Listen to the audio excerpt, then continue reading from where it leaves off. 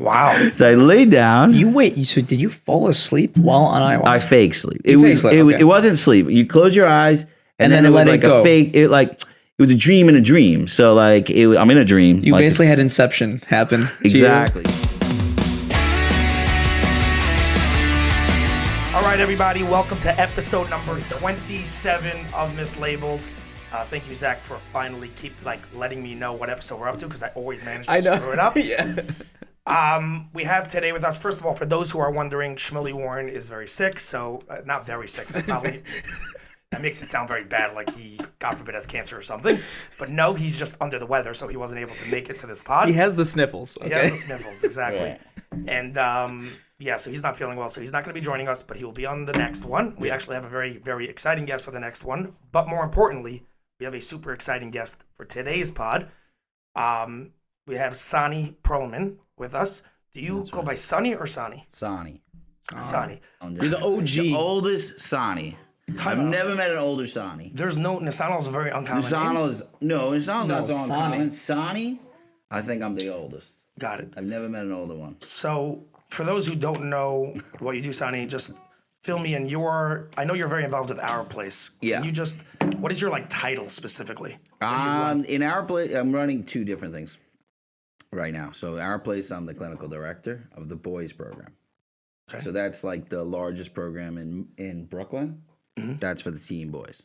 And Our Place I'll get into, but that's what I do. And then my main thing that I'm doing in Muncie now is that we have a sober community there called Our Village.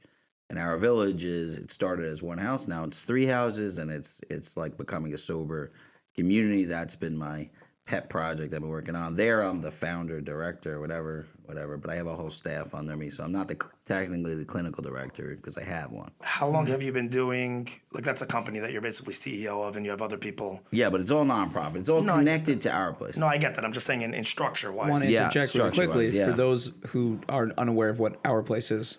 What is Our Place? So Our Place is a drop-in center, which is hard to explain in one word, but basically it's 7 to 11 at night. Guys come in. There's a girls' place too, but the guys come in and they hang out with staff and all that. They do like a million different activities. They got a full gym, like a ton of different activities that go on forever. And then we get it's based on a mentorship model where we connect them to staff and volunteers, and then we help them in every part of life. So we call it whole life therapy.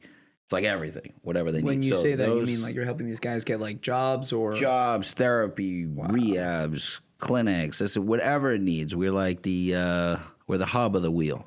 So we get everybody in. The guys that are coming are not your typical guy. They are from the Orthodox Jewish community, but they're not your typical yeshiva guys. They're the ones that are falling out of the system.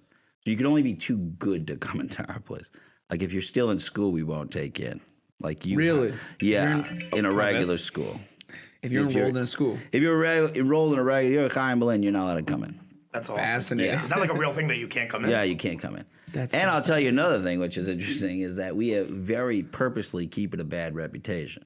Because I don't want those kids wanting to come in. Like, if you come down there and you're in school, you're like, it's a bad reputation. So the kids that are struggling want to come hang down there because it's cool. It's a cool place to come. Got it. The kids That's that are doing well don't. So we're looking for the bad the kids who really need it won't come if it becomes like the place where kids who go on to Chaim Berlin who are like to smoke weed on the side, oh, this is chill. No, they don't want it. Yeah, we need to keep it much more street than that. On top of that, therapists and parents always should I tell my kid to go? I'm like, if you tell them to come, they'll never come. Right, they have to think it's cool. And yeah, I'm like, you have to tell your kids not to come. Please, yeah. If you tell them not to come, we're in good shape.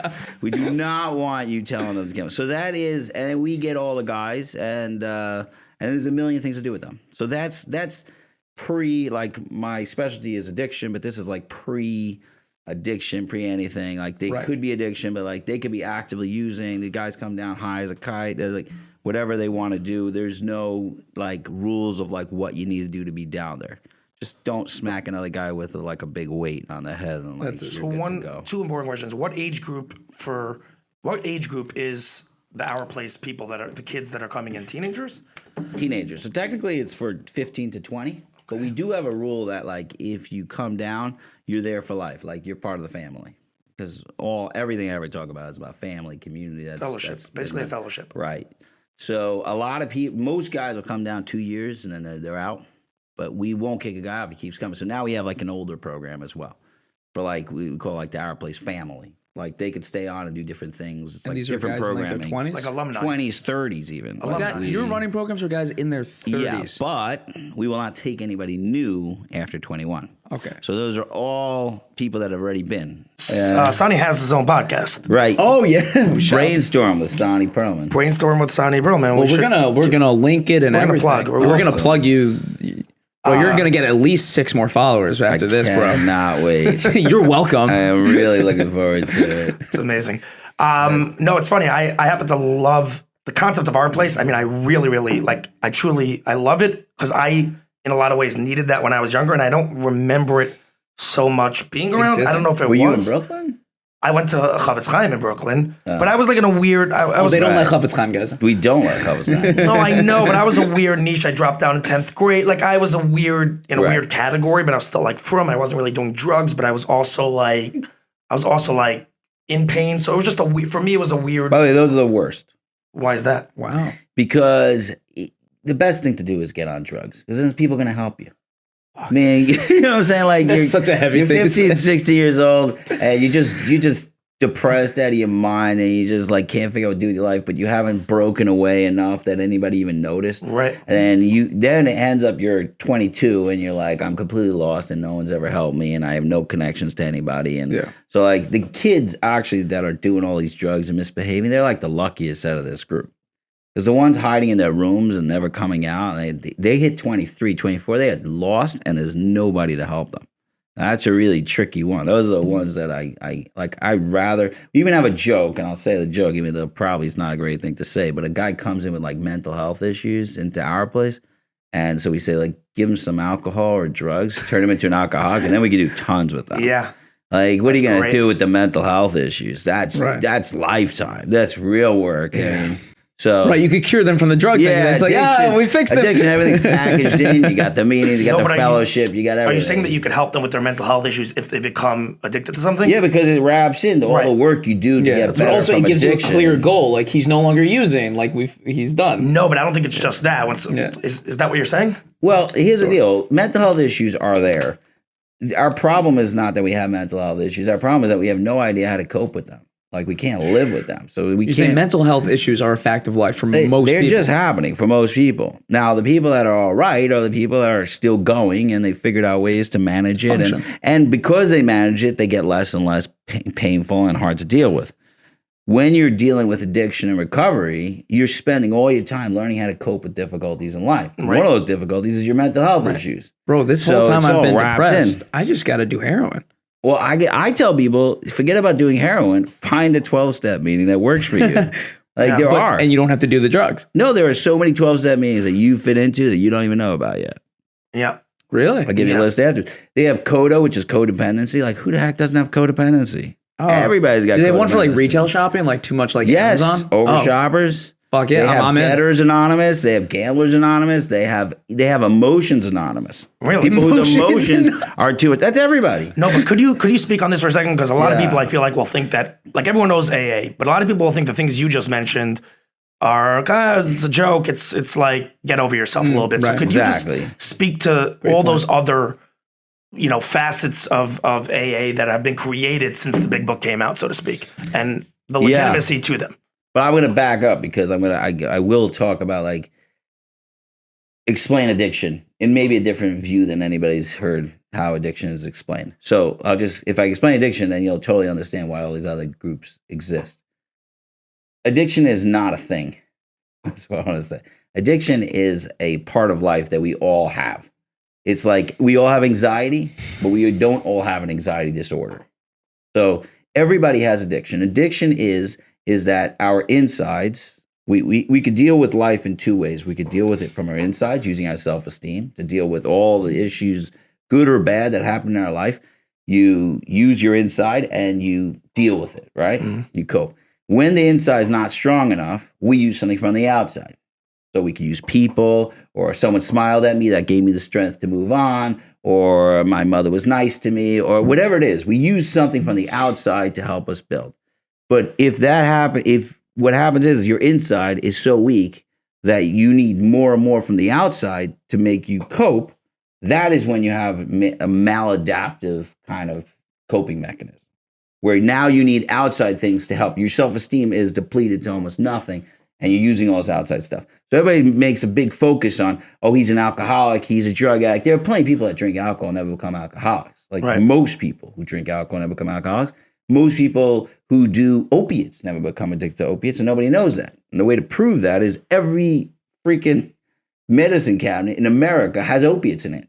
Ask any opiate addict. They will go into any house, open the cabinet, and find opiates in the cabinet. We don't even know what's in there. Right. Because we don't go like, oh, I have opiates, I better take 19 of them today, because we're not addicted to opiates. Opiates don't make you addicted. What makes you addicted is that we have this gaping hole in us that we can't fix our problems from the inside, so we're looking for the outside. So what does that mean? I could use people. I could use shopping. Like we call retail therapy. Like it's a joke, but what happens when you fill up your house with Amazon boxes and your family is destitute because you keep ordering things? That's a maladaptive behavior. Right. So things that feel good to every person, for someone who has no way to feel good themselves, now they need to use that in order to function. I love the bit you just gave. What a fantastic explanation. Okay. You were saying before the pod that your ideas on addiction are kind of idiosyncratic and that you're kind of a yachid, kind of an individual opinion on it. Right. Is what you're just describing your take on it, is that it, that take on addiction? And if that's so, yeah, I want to kind of hear where you see that dichotomy, where you think mainstream ideas of addiction are wrong, and what are they? Okay. So, first of all, I think there's a lot of pieces that make me an individual in this area. One of the pieces is how I explain that, because there are still a huge amount of people in the recovery world that still believe that the drug is so powerful that it could turn a regular person into an addict. I don't believe that at all. I don't believe that you could be turned into an addict with a drug or an alcohol. I think if someone is non-addictive person, I think it's about a personality. And if you're not an addicted person, and there's a lot more to explain there, but I don't know if we have time for all of it. But if you're not the person who's getting addicted, you're just not going to get addicted to that. You know, all of us have friends. Like I was talking to you before about like smoking, that I quit smoking recently. I can't smoke one cigarette. I just have no ability to smoke one cigarette. I don't even want to smoke a cigarette. I want to smoke a pack of cigarettes. That's my addictive personality. That's because you're a beast. I'm a beast, but I have never smoked less than a pack of cigarettes a day. Since I'll even tell you that the first time I ever smoked cigarettes, I looked at all the people, like I was a little older than my friends because I was kind of anti-cigarettes. And then I decided, I had spoken to a girlfriend I had at the time, and she smoked, and I said, like, I asked her questions like, what's the deal with smoking? Like, what's so good about it? And she gave me this great description of smoking, totally convinced me to smoke. And I said, okay, I'm going to smoke, but I don't want to be like these losers. You ever see these guys, and they puff a little, and they're coughing. I'm like, I don't want to be that guy. So I went and bought a pack. And I sat across from where I was living. I had an apartment, and I was sat in. There was like a bench by the forest, and I smoked the whole pack. Like your first time ever smoking. First time I ever smoked. I smoked the entire pack. Legend. Head King rushes. shit. Like I was like, but I'm like, my lungs are gonna get used to this. And the next day I bought another pack, and I was just a smoker like everybody else. So like, wow, that's the you were talking about black and white thinking. That's how I think. The fast track to be. I'm not gonna be the loser. Those guys would go for months like that. I can't relate to this at all. You can't, right? No, I can't really. I've tried cigarettes, and I was like, he's being sarcastic. Yes, very you sarcastic. Completely relate to this. You know, I am the most black and white person that you know. Yes, but he knows a lot of black and white people. Right. But me, yeah, that's true. I mean, look at this podcast.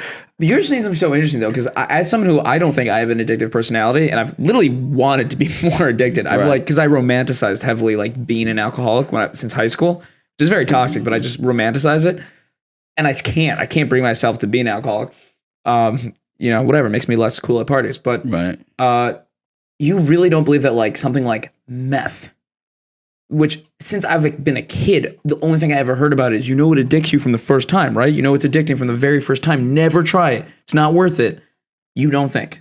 I'm going to tell you that hundreds of thousands of people that tried meth and never did it again.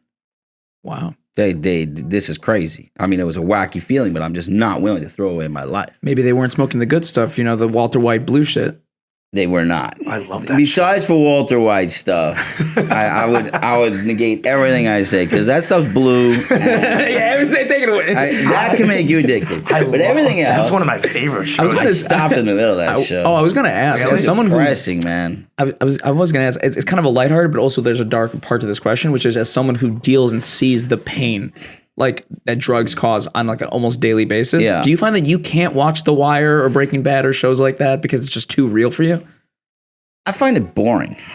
It's not that it's You're too the first real. person on earth that has said Breaking Bad is boring. Yeah. No, because What about Wolf of Wall Street? Do you find that boring? No, man, that was the most entertaining movie of all time. Wolf of Wall Street. No, when Wolf of Wall Street, I didn't find to be a movie about people suffering from this. No. Oh, right.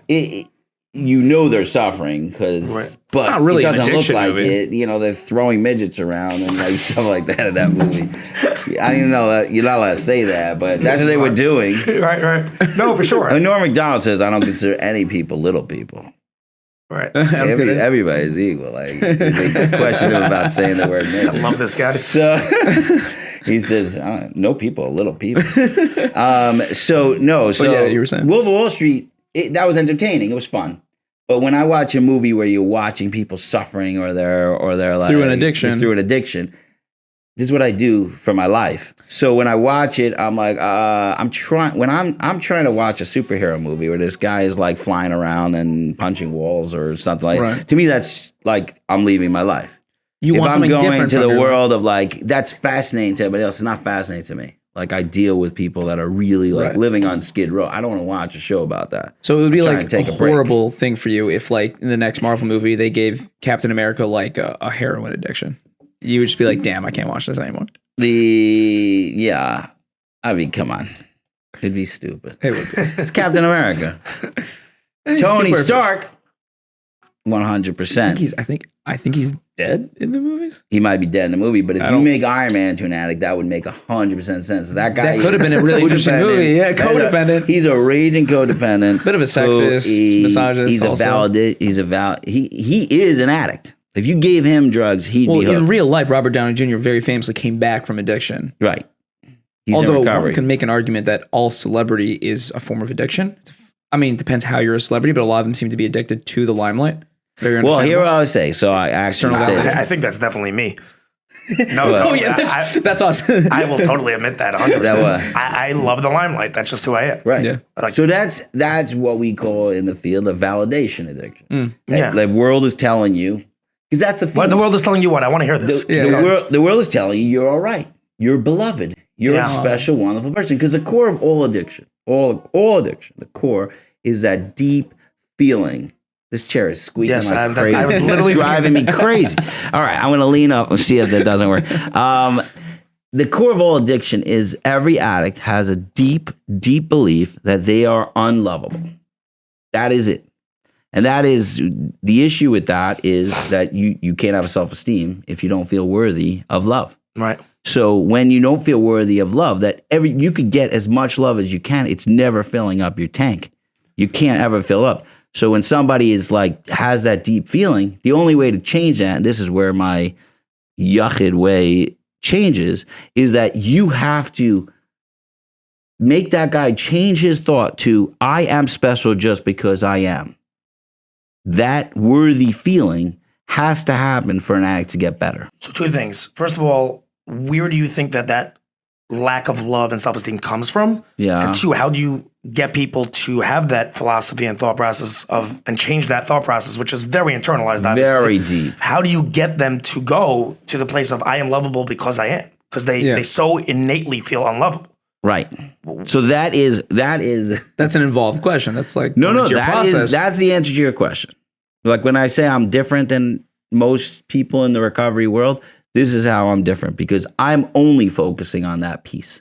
Basically, addicts are dysfunctional. So everybody's trying to make them functional. So they say, You don't okay, even care about you making make your bed, you make your this. All that stuff is irrelevant to me because that's like having a car that has no gas in it. Like you could have a Maserati, great car, it runs out of gas. Even a Tesla runs out of battery, you're done.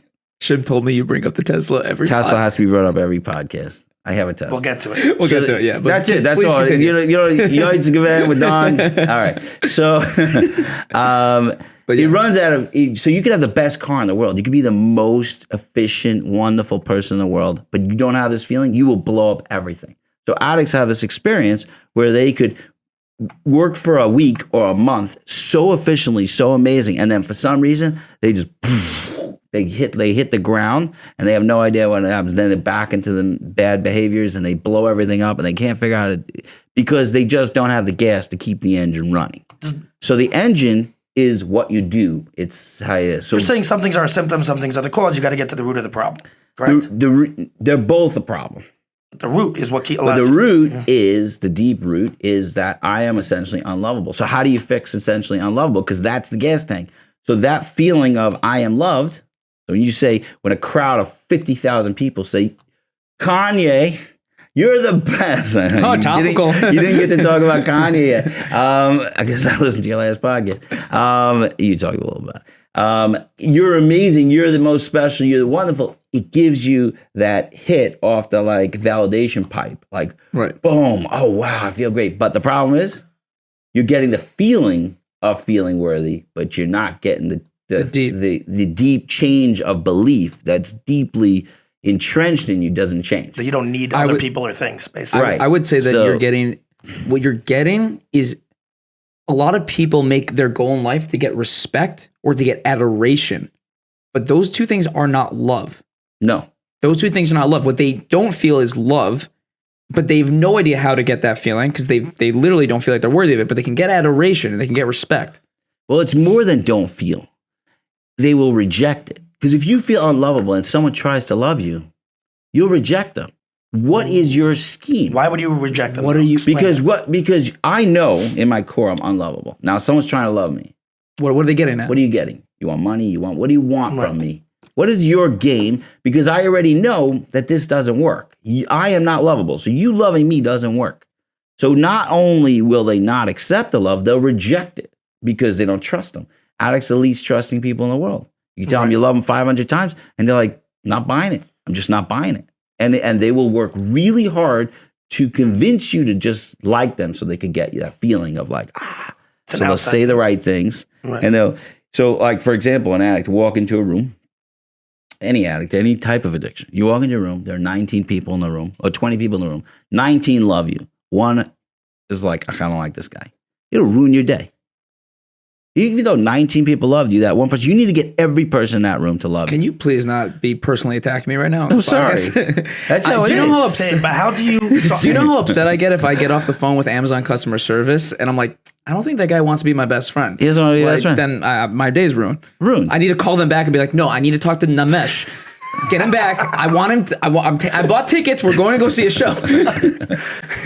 Yeah. Hold on, so you didn't answer either of my questions. Sorry. Let's go back. What Let's were go your back to that. questions? My question is switching that feeling of internal love. So according to what you're saying, just loving them and telling them 500 times that, oh, I love them, to fill up their, quote unquote love tank doesn't do anything. So how are you getting someone to change that innate feeling of that they don't love themselves? Let's just start with that question. Okay. So the quick answer is that you have to create what I call layers of support and love. Layers. Meaning, if I took someone who doesn't like, you take a child, like the way it's built originally. The way it's built originally is that a child is born and they're useless and garbage. Children don't do anything for the world. They're not worthy of anything, right? But we love them to pieces and we hold them and we love them and we give them all this love and love and love and love and love. And it's the most unconditional love you'll ever get because you don't deserve it on any level. You're literally doing nothing for the world. You cry, you're crabbing yourself, you're doing nothing. You're waking everybody up in the middle of the night and you're still being loved, right? So it's the only time you're going to get unconditional love is really when you're a baby. And what happens, that unconditional love is internalized. And then that baby says, I guess if everybody loves me, even though I'm literally a crap machine, I must be loved. Right. I must deserve it. And that's what the psychologists call internalizing the love. And then it like ends up being your tank where you hold on to it. And then for the rest of your life, I mean, you got to keep making deposits, but for the rest of your life, you're feeling this love. Okay. Now, a couple things could happen. One of the major things that could happen is trauma. And we talk about trauma a lot. I don't like to talk about it. Like I said, like as soon as something becomes popular, I want to stop talking about it. But it is popular to talk about trauma. But trauma makes holes in that tank because that tank filled up says, I am worthy, I'm special. Now, let's say someone you love or you respect or you trust now goes and touches you inappropriately or treats you in a way that you're treated like garbage or abuses you or something like that. They're telling you the opposite message. You are unworthy of being special and loved. So those things are like pinpricks or big, huge holes in this tank where this tank starts to leak out.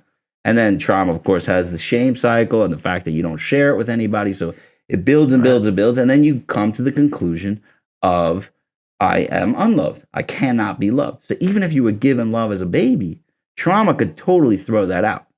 And then you're living. And so when you deal with like high level addicts, I mean, I'm explaining addiction as kind of a spectrum, like everybody's got it, but then people have it really high. You deal with high level addicts, it doesn't exist without trauma. Trauma, everybody. If you, Gabo Mate is like one of these big guys. I love Gabo Mate. I just went that Lisa Tropper did like a showing probably about a year ago at this point, and I watched, he put out a film recently. He put out a year ago. A roughly. film? Yeah. I missed this film. No, you could go find it. She did a showing. Like she rented out like Bravo Tour. She rented out a theater with like 200 seats or something and filled it up with a ton of people. Like whatever. Yeah, it was great. I watched it. It was fascinating. Gabo Mate is like a freaking legend. Yeah. I love him. We disagree a tiny bit on what to do about it, but we completely agree about why it happens. So go on. So what I'm saying is that you have this tank and it's emptied and how are you going? So now you have a baby. So my answer is the only way to do it is to understand that first of all, addicts are big babies. They are literally empty tanks that have not been filled up, or they were filled up and now they're empty. Right. So I'm writing a book now and I got say the title. The title is Addicts Are Big Babies, and it's going to piss off a lot of people. But that's a great, smart move. Move. Yeah, there you go. It's kind of what we do. It's kind of what we do on the pod. I hear that. No, we're naming our pod that. Right. So it's that's my whole philosophy. So what's the answer? The answer is, how do you raise a baby? My approach to recovery is re-raising a child. How do you do it? So when people say, "Oh, I'll go to a therapist and I'll do it," it's not enough. A baby has no preconceived notions that they're unloved. So they're like literally a sponge. You just tell them you love, you love, you love, and they're like, "Oh, okay, I believe it." Right. But if you tell an addict, they won't believe you. So how do you at zero? One second. The baby's at 0, and addict, and someone who's been proven 1,000,000 times that he's unloved, is at negative 1,000. Now you got to get this guy to 0 and then fill him up. Is it an issue of volume then? Do you just need to like every day constantly be reaffirming that love? Or is it also a different quality? It's got to be both. It's got to be quality and it's got to be quantity, because it has to be like a full, and this is why I'm fight for community all day, and that's why we created the community in Muncie. And you're literally, an addict will test your love daily. Like there's a guy in my program said, "Expel me." He was in a bad space. He's like, "Expel me today." Like, I'm like, if you want to leave, just leave. No, he wants me to say, "I'm not going to expel you. I love you. I care about you." Like, but he's asking me to reject him. Like, give me reject. So they will test and test and test. So there's two big major factors. One person is not enough for someone who like really rejects the idea that they're loved. They are just not enough. Right. So, and it's also exhausting as anything to be that one person. Yeah. If you're that one person, it ends up being a codependent. That's so much emotional labor. Say that. It's codependency. And you're 101. dying. And you're like, so suffocated. When you're in a community, you literally take the addict and he's being passed around to 1,000,000 people. You got 12-step groups where they become the sponsee of, like, you know, I'm not going to get into all the lingo, but they basically have mentors that help them through their thing. So they have a mentor, they have a therapist, they have the counselors in the house, they have their friends, the other people there. There's people there, alumni that graduate, they're still coming by, their families in recovery. Literally, you come into my program, I surround you with 1,000 people that are going to love you unconditionally. And everybody's being trained. And the people in the program, they're being trained. You got to love all your friends here. Everybody's got to love each other, because this is what we need. And I'm not hiding this from anybody. I tell everybody that come in, you're an addict and you're a baby and you need the love. And we're going to just attack you with love, and you could challenge it as much as you want, and you're going to get it. So why am I different? The reason I'm saying I'm different is that most places will start with, does he make his bed? Are the corners right? Is he going to the job? I don't care if a guy gets 10 jobs in my place and he keeps failing. And all it means is he's not healthy enough to keep a job. It doesn't mean a thing to me. Like most adults and most parents are like expecting like a functional addict. They just want them to function. Could you just get them to have a job so you could date someone, so you could get married? Like they just want they have their process. I almost ignore what I call level 2, which is that hard work and the productivity and all that stuff, because I have found that all addicts are pretty high functioning people, and they will be fine as long as their tank is full. What do you mean when you say they're pretty high functioning people? I thought we were having a given that they're not high functioning. They're not high functioning now. But if you ever watch an addict, potential. Especially when it comes to like sales and stuff like that, you take a guy whose whole life has been trying to charm the entire room, and you put him in sales. I mean, he's going to kill it. Yeah, it's so true. He's going to murder. Oh my gosh, I know people 101 that are. I was also thinking like addicts, they can't keep a job, but they'll go on vacation in a city they've never been to, and they'll find a plug within like 10 minutes. Like 10 seconds. all of a sudden they're real functional. They're super functional. Yeah. They're not lazy. Very capable. On any level. I mean, anybody says an act like, oh, he's lying about he's so lazy. Really? Take away his heroin. See how The lazy he gets. schemes and the stuff that happens, he will be under a bridge doing favors for people in 10 minutes. always He'll a be bridge. figuring out. There's always a bridge involved. There's a bridge Always a involved. bridge with addicts. Well, bridge is where it stays dry. Wow. So what I'm saying is, what we're focusing on addiction is like how to fix them and change them and make it. And addicts are doing this themselves because addicts believe that the answer to their problem is not the love. The answer is, why can't I just function for longer than a month? All I got to do is push it a little bit longer than a month. And they make like shvuas, I won't do this and I won't do this. And they're like negotiating ways and tricks and journaling and figuring out ways to like move past their collapsing point. But they can't because there's nothing in the tank. And they're like, I'm doing so well. Why did I go mess up last night? And it's because I don't even know why. And you think it's because the tank really wasn't full. It's empty. It's empty. It's empty. But why do they revert back? I just want to understand that specific Revert point. back to what? Meaning if they're running for a month, right, why does the tank having a hole in it and the lack of love automatically, what the pain in that moment resurfaces of the lack of love, and therefore they go and just, start drugs again? Like what specifically is happening in that the moment? best way to explain it is that there is a little bit of love in the tank, like on the bottom, and you're running on fumes. Got it. But that is the fumes that you need to move forward. Someone told you, hey, you're doing great. I'm really proud of you. They're like, oh, you grab that and you like work for a month. But at the end of the day, you can't keep pushing because your baby inside's like, give me more love. I need more. Give me. And that's what there's our pain that's associated with that, and therefore they go to something outside. They're going to grab outside because they don't have enough to push from the inside. Son, I want to ask a few direct questions on this. Okay, so first question. I want to know from your experience. Yeah. Because it seems like, especially with addicts, but not even talking about addicts, just people who are really like, have that like nothing in the tank, like from their past experience, like they really feel unlovable. Can they feel that? And does it take 20 years? I think it takes a year. Really? You think you can take someone who has I've seen firm belief they're unlovable, empty tank? No, you got to fill up this tank for life. But I've seen tanks filled up enough to live life great after a year. A year. That's what I see. A year of just being loved unconditionally by a community. Now, I will say there's a caveat. If you never got that love ever, like people that are really born in terribly abusive situations where that tank was never filled up, it's harder and longer because there is a memory that we have of being loved as a child, and we could tap into it when we're being refilled. Yeah. But if you never had that memory, I've dealt with people like that. You've dealt with people who have never, memories. Grew up on the streets, like nothing, have never had anything. God. It's rare in the Jewish community, and I've dealt with people in the non-Jewish community that have, but it's very rare. Jewish mothers are known to be loving, even if they're cold.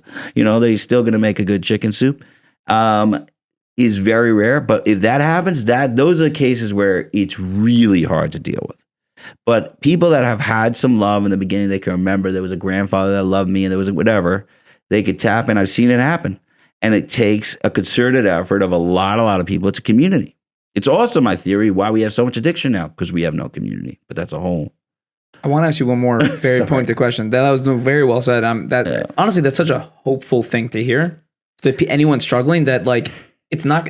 You're gonna have to spend the rest of your life with healthy habits and with adding to the love tank. But to tell someone that's in the grips of the depression of that hole in them, that they just like, I'm never going to fix this.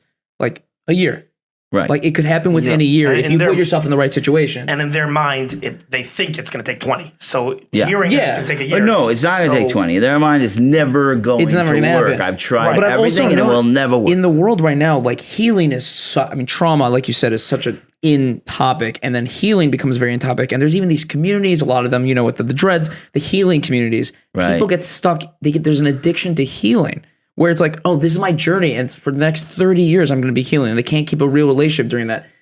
And I'm not shitting on those people at all. I'm saying that it's a nice thing to hear that like real healing can happen in actually like a pretty like you can have like an internship in healing. Like you can get to the point. You can get to the point where like you'll be healthy enough to do it for yourself. Yeah.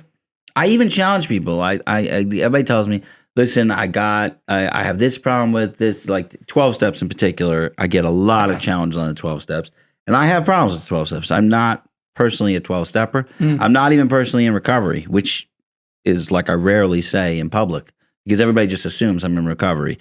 But I'm not, and I'm not a 12 stepper. You showed up here drunk. Right. Joking. You had a lot of coffee. I got a Tesla that drove me here. Not just that, you had a lot of coffee. I had a lot of coffee. Maybe you're an addict to coffee. I'm an addict to a lot of things. But the problem is I'm too functional when I go to the meetings. I don't really relate. Wow.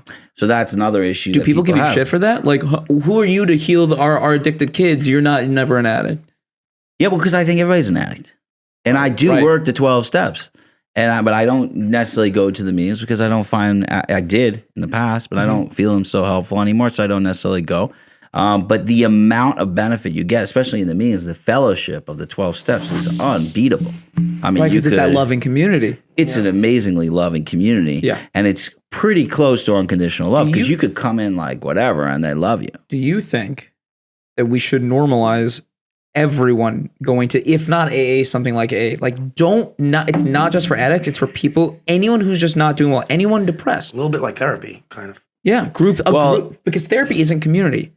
And a lot of people become codependent with their therapist. Could I tell you what I set up for myself? Sure.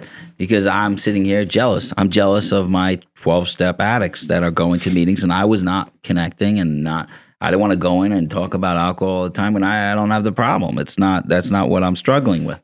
So me and a couple of guys, it was kind of my brainchild, which I'm very proud of, but we created a group, 5 friends, that we all go to shul together. And we call them Avakshim Anonymous. We sit down once a week, like Seekers. Mm-hmm. We couldn't call it Seekers Anonymous because that's SA, and that's Sexaholics Anonymous.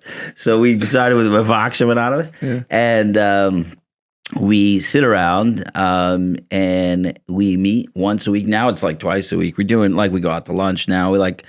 And we just share and talk about we don't have the same struggles. That sounds like that's men's circles. It's men's. I don't know what a men's circle is. Men's circle is like this, the men's mental health, like the group setting for men's mental health. Oh. So okay, that you didn't like? No, it's group, but it's. No, I wasn't saying that's not an original idea. I was saying that's it's very unpopular. Like that, they're only the world is just now. The world is basically. No, I don't know. The men's circle, does it have a leader? Does it have something like? Oh, it usually has a leader. So there's no leader here. It's run more like it's a support group that we're all doing. It's not even democratic. I don't even know what to call. We all show up and we share sometimes, and then once in a while we're like, guys, we should all share, but then we're just kibitzing around talking, but we're all there to support each other. One guy wants to paint his house, we all come and paint his house. I think that's literally one of the most beautiful things. But like we're there for support. No, most people don't get I don't think society has given a fucking shit about men's mental health until recently. Right. I mean, I don't think they give a shit about anyone's mental health. Yeah, why are you making it about men? Talk about gender, Zach.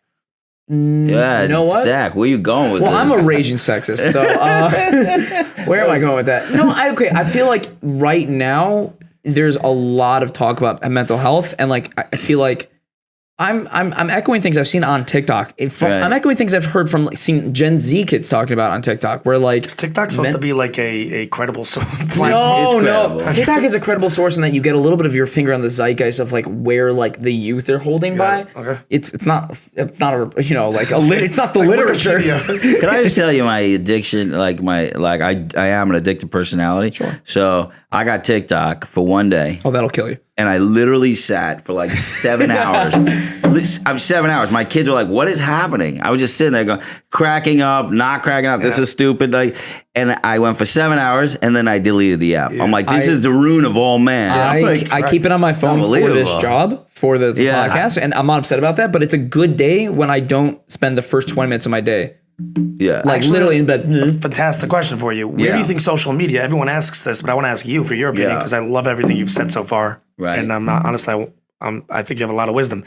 Where do you think social media plays into what we're dealing with from an addictive space, right? I think so. I think social media was inevitable. What I mean is that we are living in a society where people are walking around with these empty tanks. They're just we're living in a society where community is gone. And we're all like literally walking around desperately trying to fill our tanks. But don't you think social media contributed to that significantly?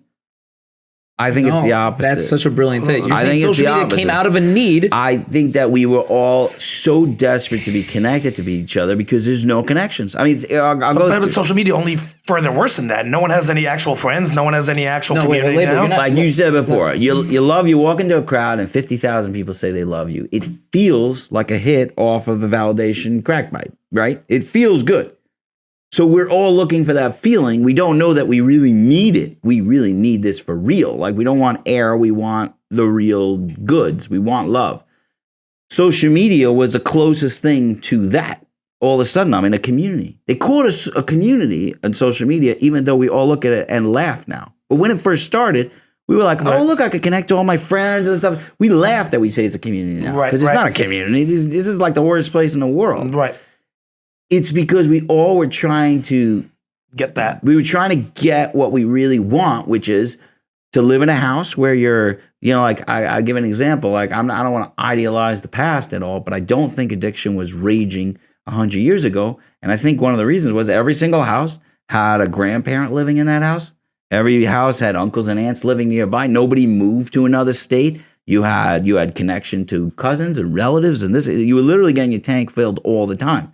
Yeah, there was always a creepy uncle somewhere, but it was 1 out of 50. Now you only meet the creepy uncle. Those were also adults and grandparents, and back in the day were heavily untherapized and living a lot of like them. But I don't think you need the therapy. I don't always see it's such a golden age back then. I don't see the golden age, but I don't think when you look at the third world countries, the level of mental health issues are nowhere near what we got. And they're living in these little tiny communities. But isn't part of that because a lot of like the modern malaise, I don't know if I pronounced that word correctly, but like that modern like depression that makes its way through America or other first world countries is because we're not worried about how we're going to eat. So now we're worried about like, so who am I? And like, what am I doing in life? Like they can't worry about that. They're literally struggling. And so because they're struggling, they are forced to rely on the people next to them to care about them and love them and give them the strength and feeling of worthiness. If you're living in a little village, you're needed. You don't work. You sit in bed. It's bad. We're going to starve to death. Please go out and so we could chip in and try to get a new oven so that we could cook some food. Like you do not get to do it. I'll tell you an interesting thing. I was in Israel and I picked up a hitchhiker. We were headed towards a lot. Me and my daughter were doing a road trip, and we picked up a hitchhiker. We picked up 2 hitchhikers. So it was really interesting because one of them was translating the other one, which was really great because then we could have a conversation. It wasn't on purpose, but it worked out well. Anyway, but like it was in the desert. It was like it's quiet and it's a good time to pick up a hitchhiker. And this guy said he's from a kibbutz. There's 2 kibbutzim in Israel, apparently, at least when I picked them up, that are still an anarchist kibbutz. They don't believe in government. This exists. And basically, they don't have a governmental body or anything. They just have like a basic rule, which is we split up the money. And you can do whatever you want. Just whatever money you get, you put in the pot. You could be an artist. There is no rules. I'm going to need addresses and names. Right. It's amazing. What does that mean? Whenever everyone makes just If a guy wants to be an artist and make $7 a year, it's fine. You're part of this group. You're going to make money. If a guy is a doctor and he makes $200,000, $300,000 a year, it goes into the pot, and everybody lives like that. You can literally, there is no rules of what you have to do. You just do it, and nobody's allowed to say anything. Okay. So I'm like, this is crazy. So obviously, there are people who are just lying in bed and doing nothing. Right. So I asked him, what happens if you lie in bed? You're depressed for 2 years. You lie in bed and do nothing. So he thought about it, and he said, well, you still get the money. You're part of the community. So I'm like, why did you think about that? You telling me that you live in this little community, you never, like no one's ever done that? He's like, no, I don't remember anybody doing that. It was like he couldn't remember somebody ever lying in bed for 2 years. And he lived there, he's 30 years old. And he doesn't know anybody who, like, you would know the person who's lying in bed. You realize you're saying this is the most leftist take that has been said on this Super leftist, man. I'm all over the place politically. So explain further. What I'm saying is the community needs each other. It's a small community. They all need each other. I don't think this could work on a glal scale. So if you want to know my political opinion, I don't think this could work in Russia because the power is too intense. You own everybody. You more than but in a small kibbutz community, and I'm not sure everybody likes it. They all leave. It's not that it's great, right. But mental health issues and the fact that he's 30 years old, doesn't know anybody who's depressed. The whole community needs you. You think being needed means you're loved? Well, it's not. It's you're worthy. Just being there. You're a part of this community. We need you. You're important to us. We love you. Do you think that there are spaces? I feel like you can be needed and not loved. You can be needed and not loved, but everybody is important. Every person in that community is super important. And if you don't do it, you're letting down all the people that love you, and the people do love you. So it teaches you personal responsibility because you're not just feeding yourself. Your job is integral to the economic ecosystem of the entire community. It's accountability also. So it's huge accountability. Yeah, it's great. So but that was everybody. You understand? So you're saying a great idea because I always say that we evolve too fast. Mm-hmm. Like all of a sudden we are not. We're not going to starve to death. Meaning like the Maslow hierarchy of needs. Yeah. You know about the Maslow? Mm-hmm. It's like the bottom is like safety, food, like it's like good. Basics. All done. First time in history. Yeah. Ever. So you're pointing out like all of a sudden now I could go, how do I self-actualize? Everyone is worried about self-actualization now. Right. Because that's the higher level. 12-year-olds are thinking about self-actualization. But you realize that self-actualization was only a topic that like Greek philosophers who like were born in rich families were able to talk about. Yeah. Right. The rest of everybody's like, oh, Greek philosophy. The rest of Greece and everybody else in the world was figuring out how they could eat tonight. Yeah. Can I say one other thing? We've evolved too fast. Sorry. Okay. It's okay. No, you're saying great. I just want to say one other thing. So you asked the question if they were untherapized back 100 years ago, so it's better. And I actually don't fully agree with that because just because someone's didn't go to therapy, again, if you have someone who's honestly like a grandfather who's just a critical, piece of shit, then yes, I would agree with you. But just because you're untherapized, it doesn't mean that you're not a loving person or the fact that there's responsibility. I was absolutely not saying that. I'm just saying, I don't think, but then I don't understand what you're asking because the love tank could be filled without therapy. Like, I don't think the two things. Love tank can That's be, right. Yeah. As a matter of fact, I consider therapy more level 2 than level 1. Like the love you're getting in therapy, you get into the therapist's office and get a big hug. It doesn't work that way. Can I clarify it's level 2. I want to clarify my take there. Level 2. So level 2 is now that I'm full, how do I function in this world? What do I got to do? The practical So therapy is like, okay, let's say I have this anxiety emotion. What do I do? Right. So somebody on level 1, a baby doesn't think about what they do. Am I loved? Okay, now I'm loved. Right. Now what do I do about anxiety? Okay, I go front and center. Whatever technique you're using in therapy, it's going to teach you a technique how to do what you feel you can do. In the coping you have, how do I do it now? But there's also the reframing of that a lot of therapists do on their, on people that come to them to reshift their perspective on whether or not they're loved, meaning they'll explain to them that yes, you weren't loved by your caregivers, but that's not an indication of whether or not you're loved or not. That's just one person's. But that's cerebral. Right. I want to test the whole world. My emotions say that no one loves me around there. Oh, you got to learn to self-love. How do I self-love? I can't even accept love from anybody else. I'm supposed to convince myself that I love myself. So you don't believe that, what about IFS, therapies that try to get to an emotional connection of self-love? You don't think that's as effective? You think that you need Do you think, Yeah. this is the clearest way I can say it. Do you think that people who struggle with this, I am unlovable, and that's like a deep rooted, like in the bones, in the kishkas, emotional level belief, Right. can they give that to themselves, or do they need to hear it from other people? I don't think they could give it to themselves. You don't and think and they not can give only themselves. that, I put my money where my mouth is because I had a very lucrative private practice for a long time. Mm-hmm. And I am a therapist, and that's what I do. And I was charging a lot of money, and it was nice for a period of time. And I realized I kept working with people, and they leave my office. They get it's the specialist experience ever.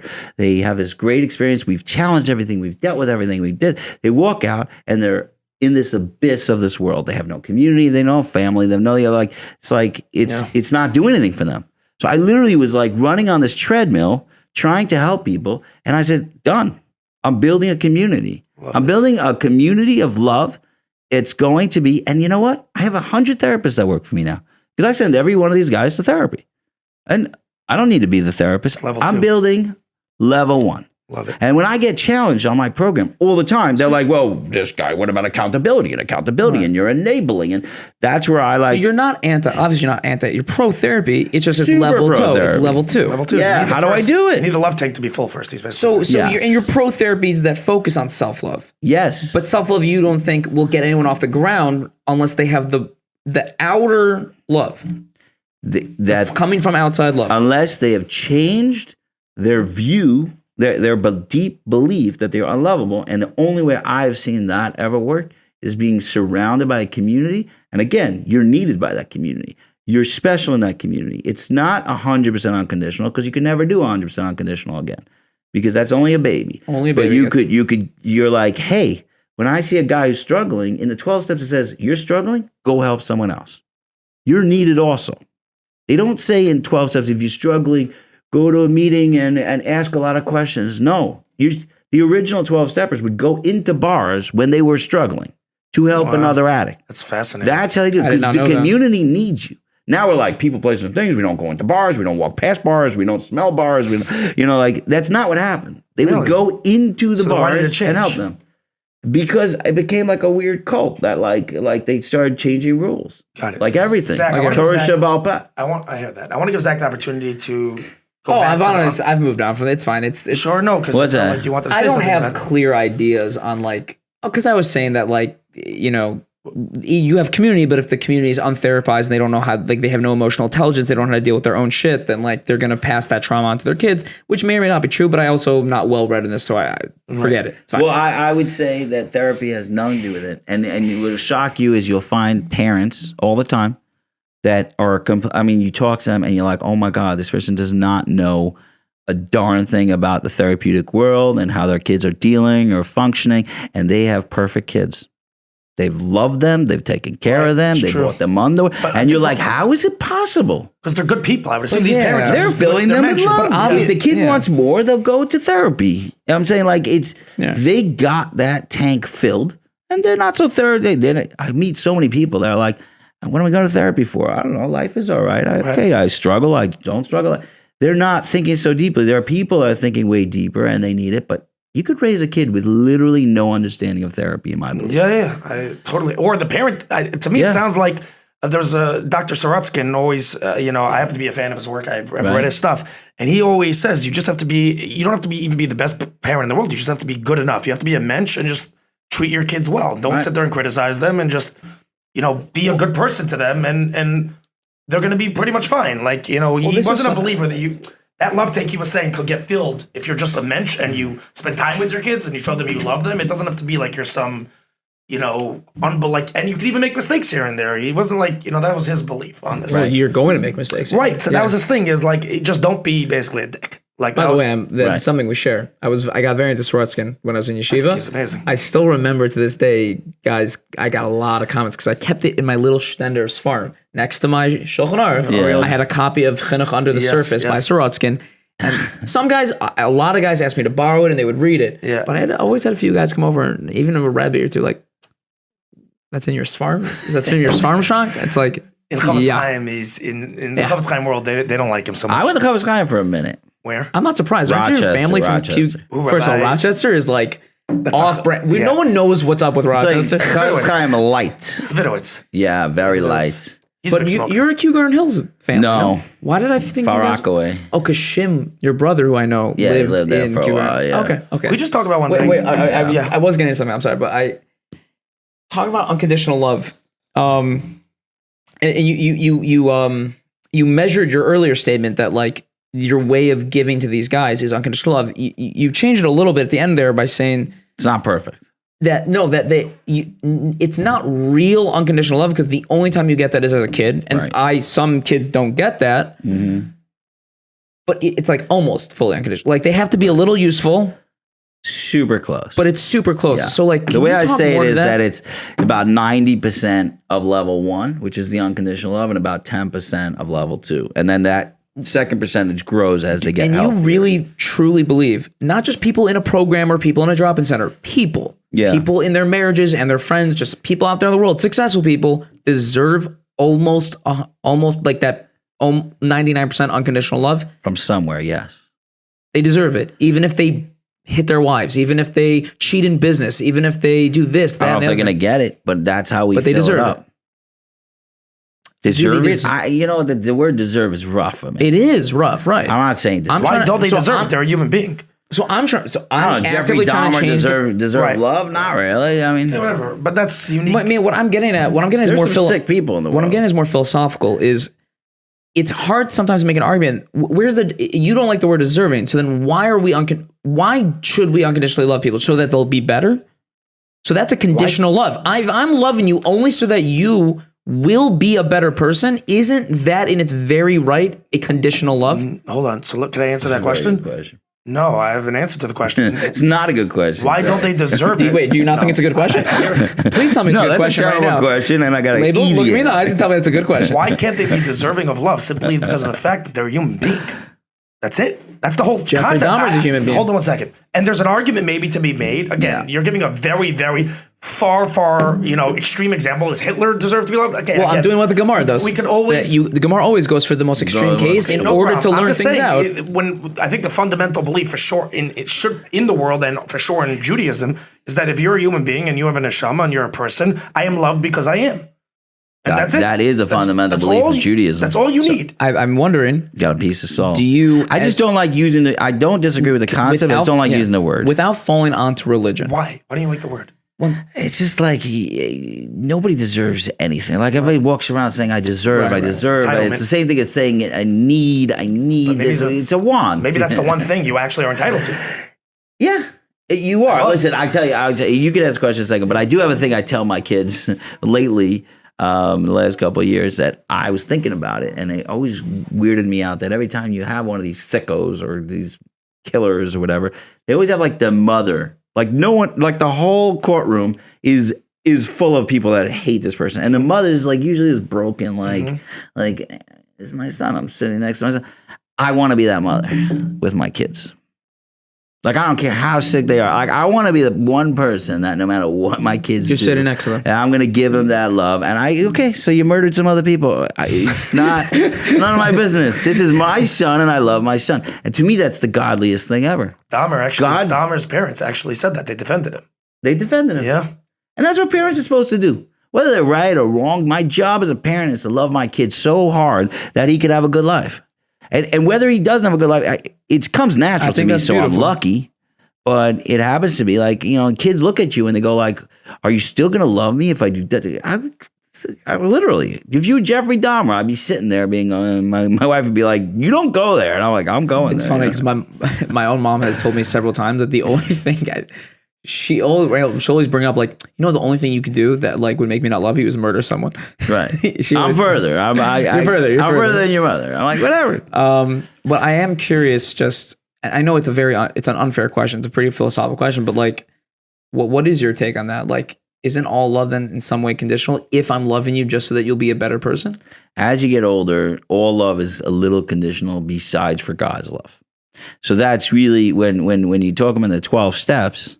When I do have a follow-up. So yeah, in the 12 steps, they need a higher power. You need a higher power because in order to really change this belief, is really hard to do with people around you. It will help to have people around you because the original muscle for God is your parents. So now you say, oh, my parents love me, then God can love me. God technically, as a concept, could love you unconditionally without any holds bar. Like he could love you fully because he's infinite. Yeah. No human being could ever love you 100% unconditionally. I don't think that's true. And I think that's a very fair thing to say. My follow-up to that, though, is what to do when God's not in the picture. What do you think that's why? Do you think it's a really good question? Like, what are you going to do then?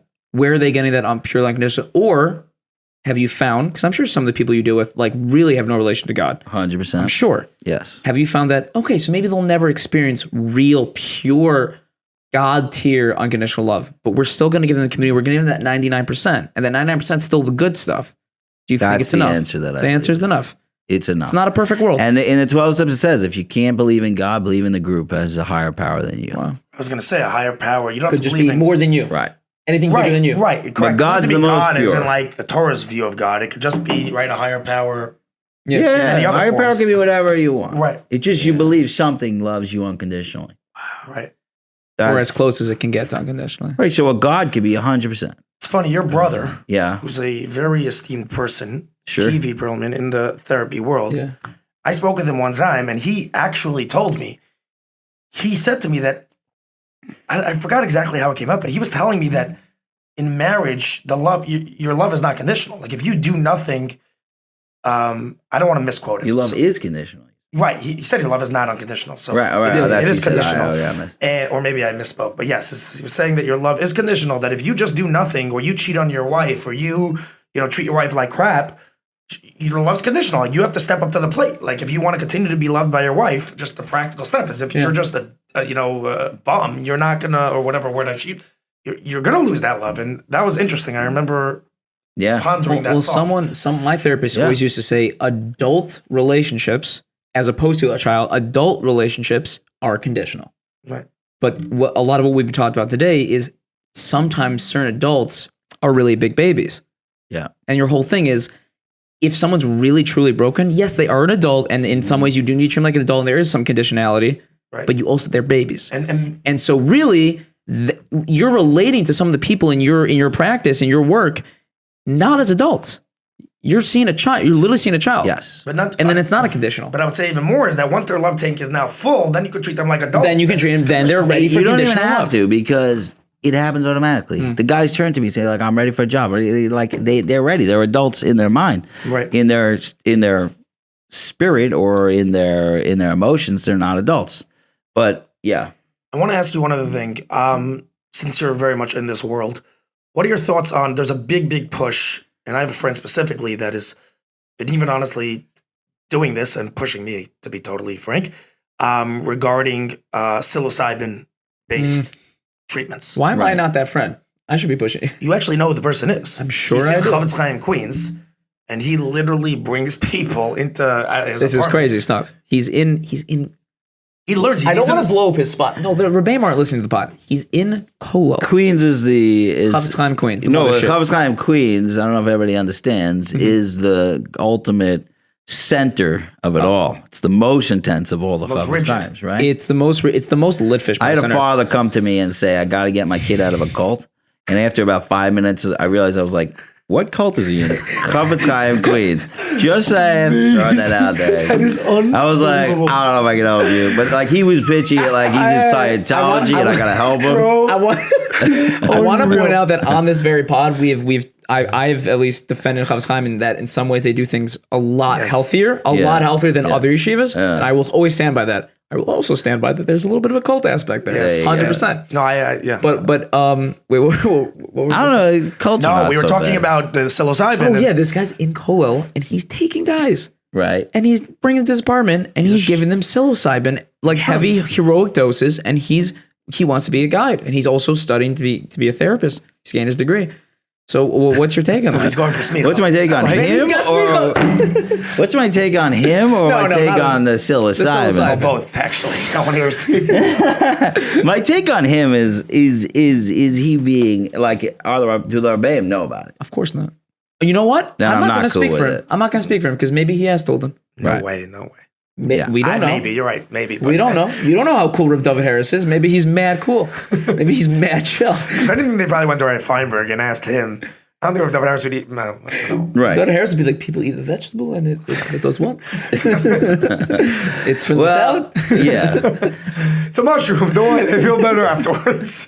Yeah. So let's skip the topic of whether I think it's a good idea what he's doing. Psilocybin. So psilocybin. Okay. So People seem to report feelings of unconditional love from the universe, from some higher power, like just from, heroic doses. yeah. So I have my experience with ayahuasca. I don't know if you know I that. got to hear about that 100. I'm scared of ayahuasca. I'm terrified of it. You should be. Yeah. It's terrifying. I've been told to be scared of it. I think it's absolutely wonderful. Now, I'm in the recovery world, so it's a little bit risque for me to even admit that I did this. Wow. But I have a very, very good friend who is a shaman, and In Chavetz Chaim. I don't think he ever went to Chavetz Chaim. And he went to some pretty stark places before he's long finished with that. But he's a shaman, Yeah. and for years I talked to him about this, like years and years. We're talking 15 years. I was talking to him about this, and I never did it because I'm like a very traditional guy. Even keep Chalav Yisrael. That was weird. Usually, a guy with a T-shirt does not keep Chalav Yisrael. That's a general rule. Yeah. You know what I mean, You're wearing jeans. I thought you were a guy. I feel like a guy when I wear jeans. Anyways, I got to hear this. Living on the edge.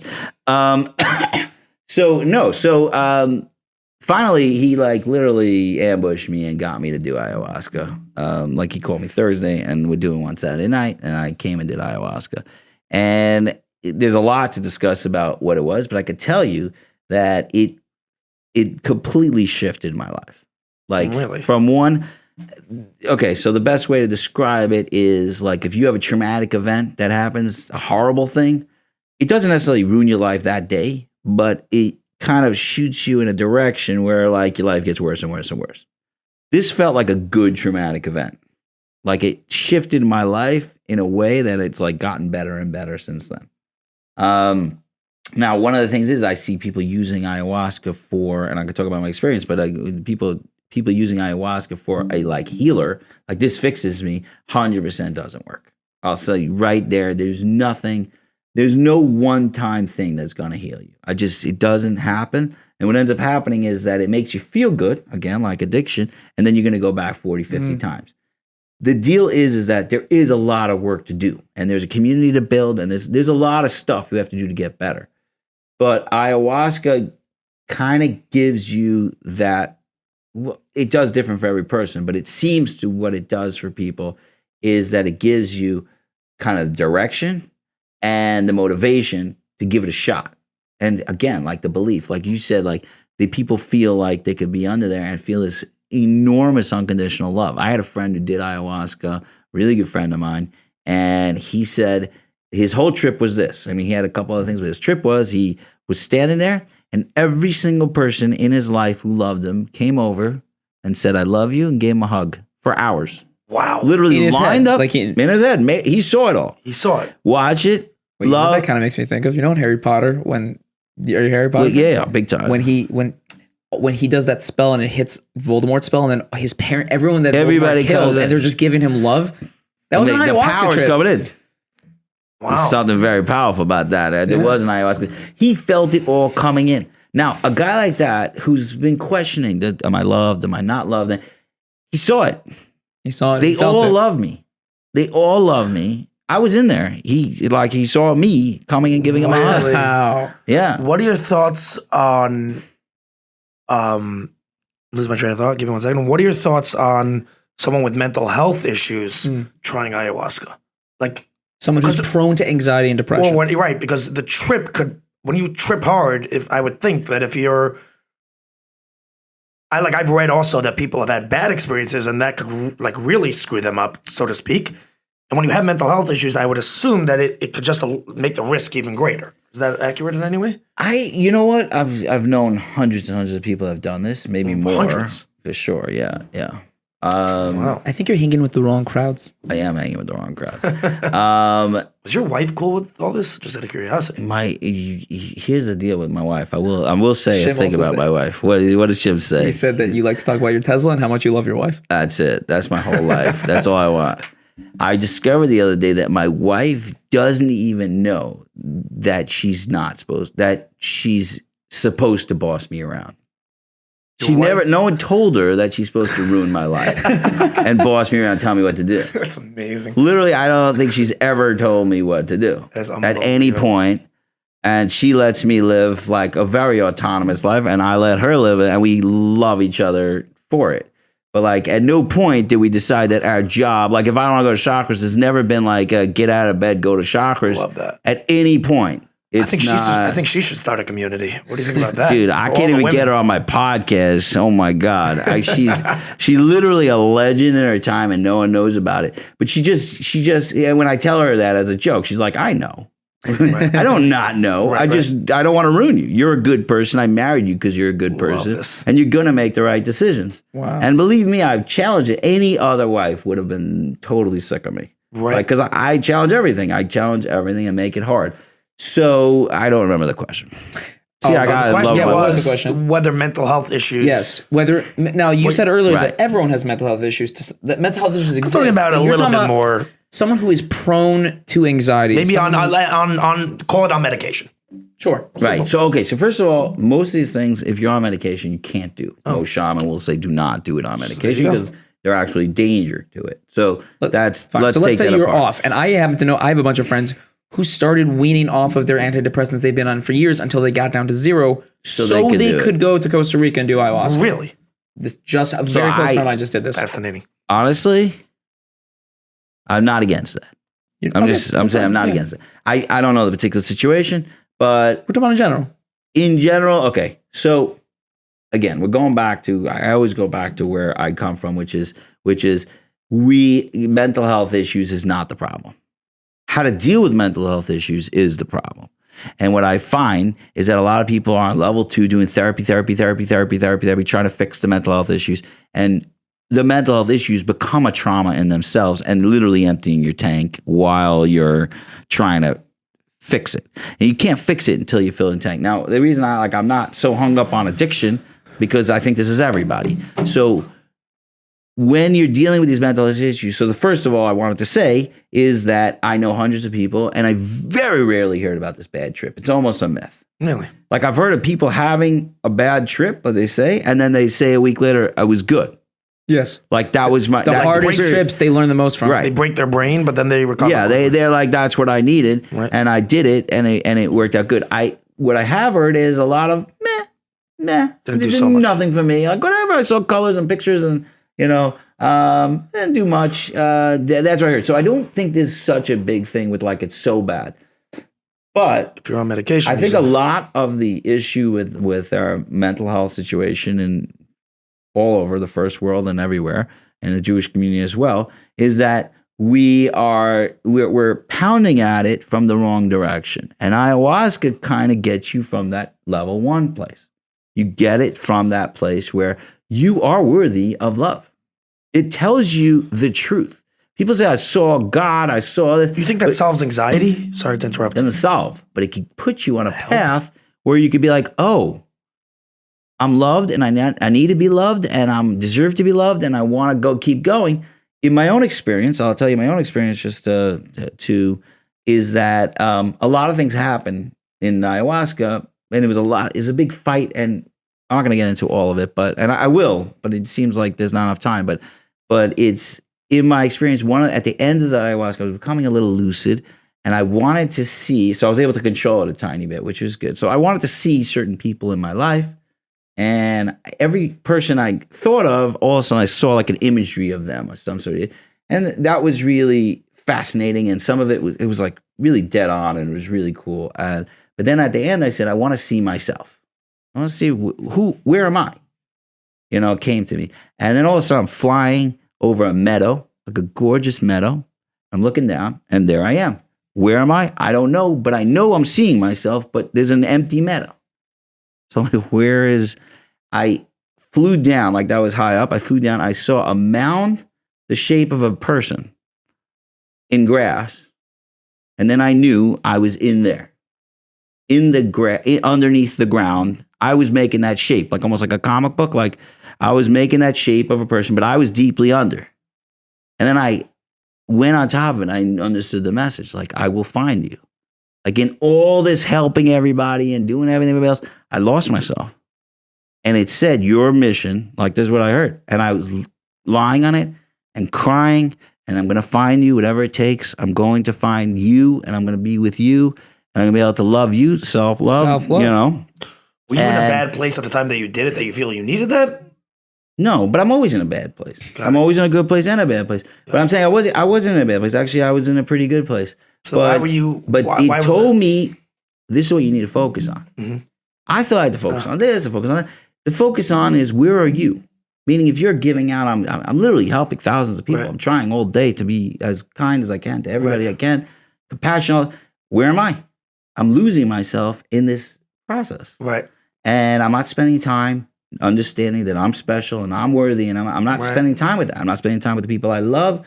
Spending, like playing savior a little bit. Too much. I was doing a little too much savior, and it said, "Stop, love yourself." It gave me a direction, which literally has transformed me. Since then, my meditation game is through the roof. Like I'm able to spend time with myself in a healthy way. Like really spending time with my family, the people who love. Like I knew the direction and I put it into practice. Wow. So did it change it? Did I all of a sudden love myself? No, but I knew that was the goal. And that means I got to be surrounded by people I love. I'm preaching it all day. Preaching, got to be on. What about me? Am I coming home and getting the love that I need? Am I hanging out with friends and loved ones? Am I making that? We made this Mavakshim group. Like, what is that Mavakshim group? Is the one time it's in my office, and it's the one time I don't sit in my office chair. I sit in another chair. Like I get. Do I get to join this group? Maybe. I think you should start your own. Oh, I should start my own here. That's what I'm saying. Find a couple of friends and sit around and do a group. I love this. That's what I'm saying. Let's create this. It's incredible. Serious. Yeah. And you make your own rules. It's just, we're here to support ourselves. It's anarchy.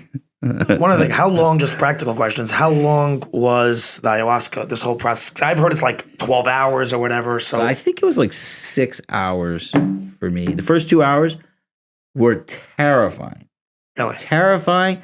I fought it. I was just Are you supposed to fight it, or are you supposed to just no, let it I happen? really wanted it You're supposed to to just happen. let it happen. But here's what happened.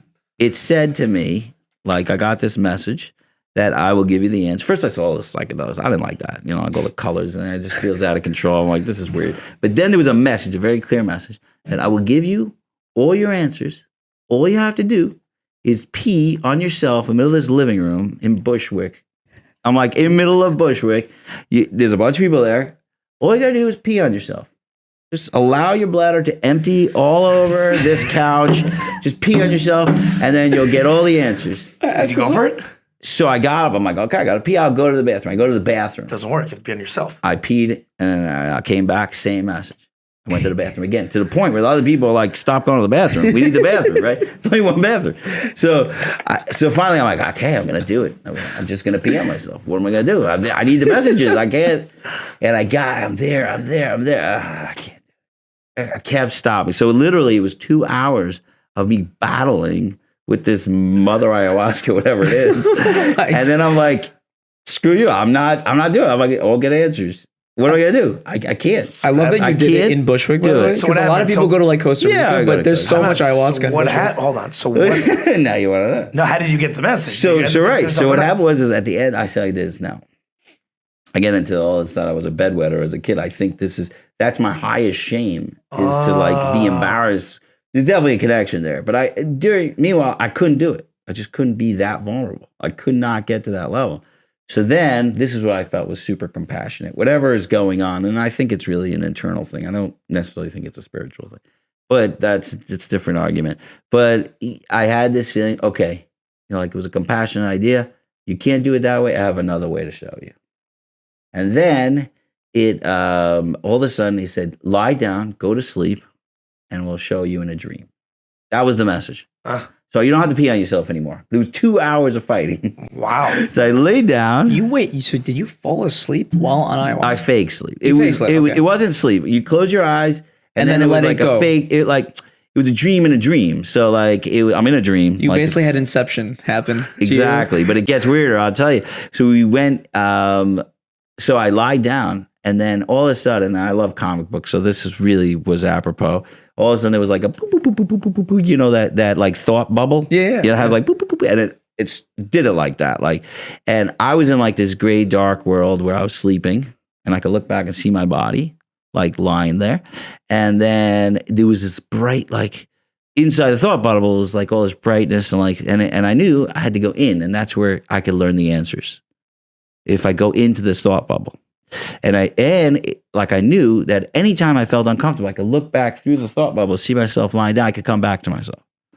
So like there was like a safety in this. It was a wacky. Is there a difference between everyone says that ayahuasca is like in the Amazon forest, if I'm not mistaken? Like that's the origin of it. Yeah. Is there a difference between what you did in Bushwick versus the Amazon forest? Where's the Amazon forest again?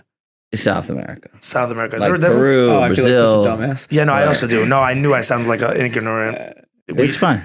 No, We're very, very intelligent here at the pod. We're very well caught up on Geography. politics and geography, geopolitics. We always talk about how we talk about things like we know what we're talking about. We don't know I would anything. tell you something. This exists in every single continent. Like you have Iboga in Africa, and you have like in America, you have like what's it called? Like peyote. They have like everywhere you go, they've Ritual. always discovered a way to do the psychedelics. And then I went in and like I really got answers. I actually found out that I got molested when I didn't know about that. Stop it. I promise you, it was the wackiest thing Ayahuasca ever. showed you that? Yup. 1 second. And it cured it. Like it was like everything. So, everything by the way, you together. got molested, but don't worry. It was a small molesting. It was tiny By who? By an adult? by an adult 1 that second. I know. You had a subconscious. It wasn't subconscious. No, it It wasn't was a new living memory. there subconsciously. It wasn't a new memory. I remember the memory. I just never registered it as molestation. and you think it was? It was. All of a sudden, I looked at it as an adult. I'm like, holy crap! You can't do that to a kid. So you went back to this person or no? I went back inside and I went through it. I understood the messages I got from it that have lived with me since then.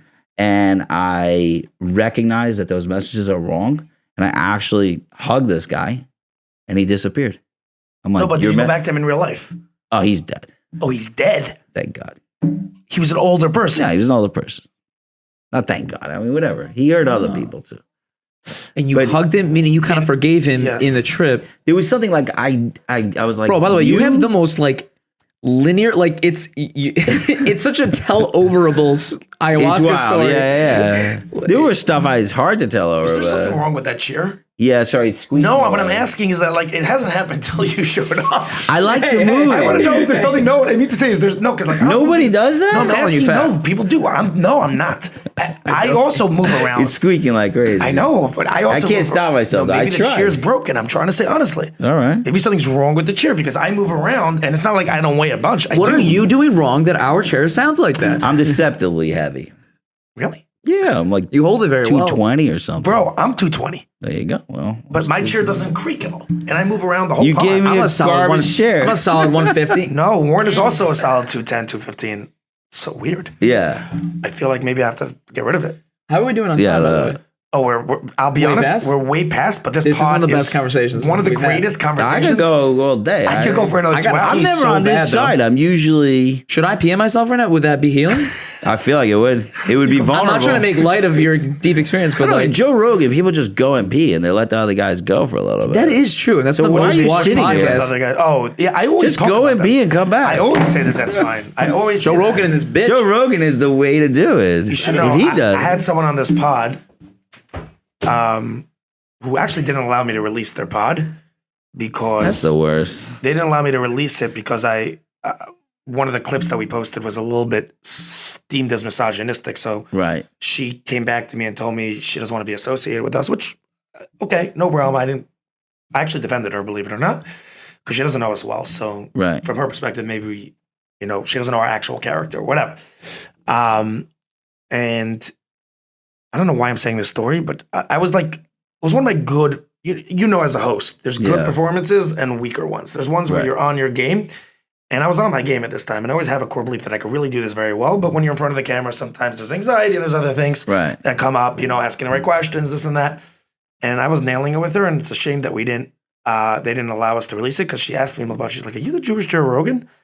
And I was like, "Well, I'm about to become that." I'm like, "I know, I'm doing a good job. That felt good. The validation." That's Sonny. serious validation. That was good validation. That's a validation Craig right there. Like, Exactly. boom, yes I am. Major dopamine rush over there.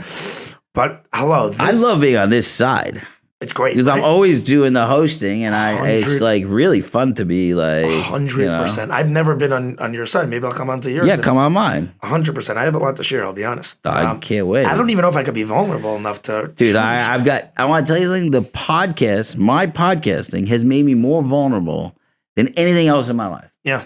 I literally did fake vulnerable for years. Yes. Vulnerable. Vulnerable, yeah. They call it vulnerable, like fake vulnerable. Oh, is vulnerable. or maybe like it's like fake vulnerable. I like always, but like literally, I said like I'm gonna make a podcast, and if I have a feeling, I'm gonna say it. Yeah. See what happens. What's gonna happen? I love that. Nobody's hated on me for it yet. No one will hate on you. I don't think so. No one will hate on you for that. Yeah. It's funny because I'll be honest. I have a difficult time. I do 100%. It's scary to let that go on a totally public format. I'll tell you straight, releasing my opinions on a public format like I've been doing is scary as hell. Terrifying. Everyone's fighting with me, thinking I'm a bad person, this and that. So my love tank is, that, which honestly is low. Low. It's not like it's being filled up by doing this podcast. And every time we release, you could ask Zach, he's like, "Are you sure you want to put this out? Are you sure?" And I'm like, "We're putting it out. Like, we're doing it." And the people can't respect that I'm in the arena. Like I am putting myself out there, and that's a vulnerable thing in its own right. And I'm going to stand up for my opinions. I don't think I'm a bad person. I have strong conviction in my, in who I am at heart. And, just because I have an opinion that you don't agree with, it doesn't make me a bad person. If they can't respect, they would never. Though. But not just that. Everyone who's critical would never do their own podcast and put their opinions or their thoughts in a real way on YouTube. That's typically how it works. The people sitting on the sidelines criticizing typically would never, do what you're doing. So. Well, you can't go 2 hours or wherever long you go on a podcast, and like what they're gonna do is cut a little clip out, and then like that's what everybody's gonna see. Mm-hmm. That's what we do.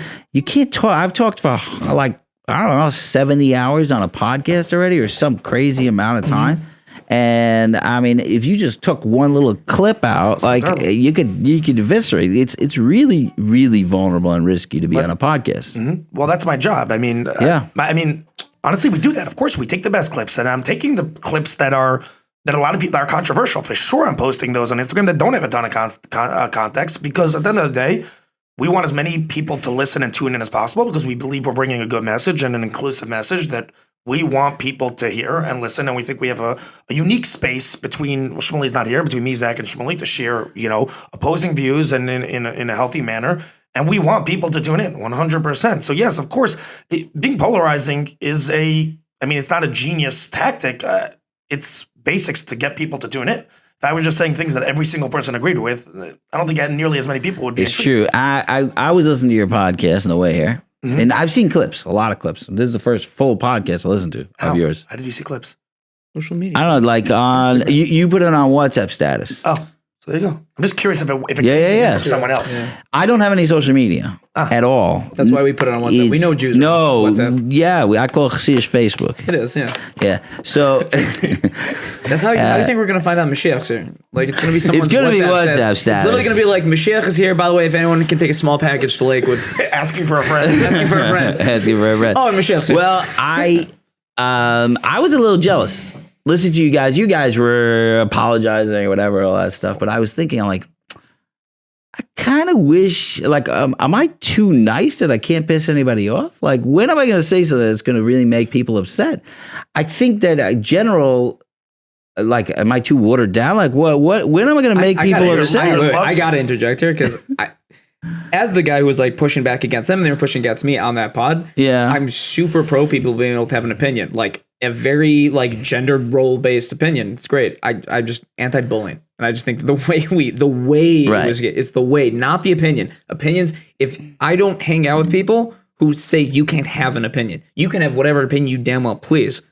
And how dare you tell someone they can't have an opinion? Right. And they should be able to say their opinion in public, in the town square. I just believe in being respectful. I agree, Right. but the question is if you consider a joke to be bullying. That's really Okay, I think so we're we- tired Not of all this. of them. Guys, That I'm one. not letting you go back Yes, there. we're not. Yeah, we're not going back there. But could I say, while I was coming, I said, I have never said this publicly, but I want to say something that I do, and I don't know if it's going to upset people, but it's something that I do because I'm so angry about this topic. I'm super angry about how they made women invisible in the Jewish community. Yeah. Like, and I wasn't really angry until my daughters got older, and all of a sudden I'm like watching them, and they're like, They don't they're see supposed to be themselves. proud Jews, and they're not there. They're not in the magazines. And actually, at some point, I told my wife, I'm never buying you these magazines again. They're not coming into my house. If they don't put women in the magazine, I'm not putting them in my house. And she said, I'd rather you buy me those magazines than get me flowers because I really like reading them. Great. I don't really care about your opinion on this. So now I obviously get her the magazines and the flowers every single week, but it's against my will. But I was thinking like, I need to take a stand because it's so horrible. And I don't want to be known as the feminist. Like I guess I am. But like, how do you make half of the Jewish people invisible? Like, it bothered me Why so do you much. have a problem with being known as a feminist? I don't want to be known as anything. Okay. It's like, yeah, he's that guy. And I'm like, leave me alone. You're just a guy. I'm just a guy. I have a lot of opinions. What do you mean? Like, even like a political party. Like, I'm a Democrat. I'm on the right, left. Leave me alone. I have a lot of opinions. Some of them are right. Some of them are left. You're never going to know where it's coming from. Yeah. It doesn't matter. Yeah. And you know what? And sometimes it's going to change. You mean people can change? I was a Literally, political by the way, I would that's- flip flop all day. That's literally what I'm trying. That's the point Yeah. I'm trying to get out. I have a lot of That different people can opinions. Some points are on the left, some points are on the right. Yeah. And just because I Mean have you're a a normal person. And as you said today, like you did have done some thinking. You've even said that you've maybe even changed your mind on something. I haven't changed my mind. Fine, but you thought. But I honestly, I think about a lot, even before that conversation, but I rehashed my thought process around it. I thought about what you said.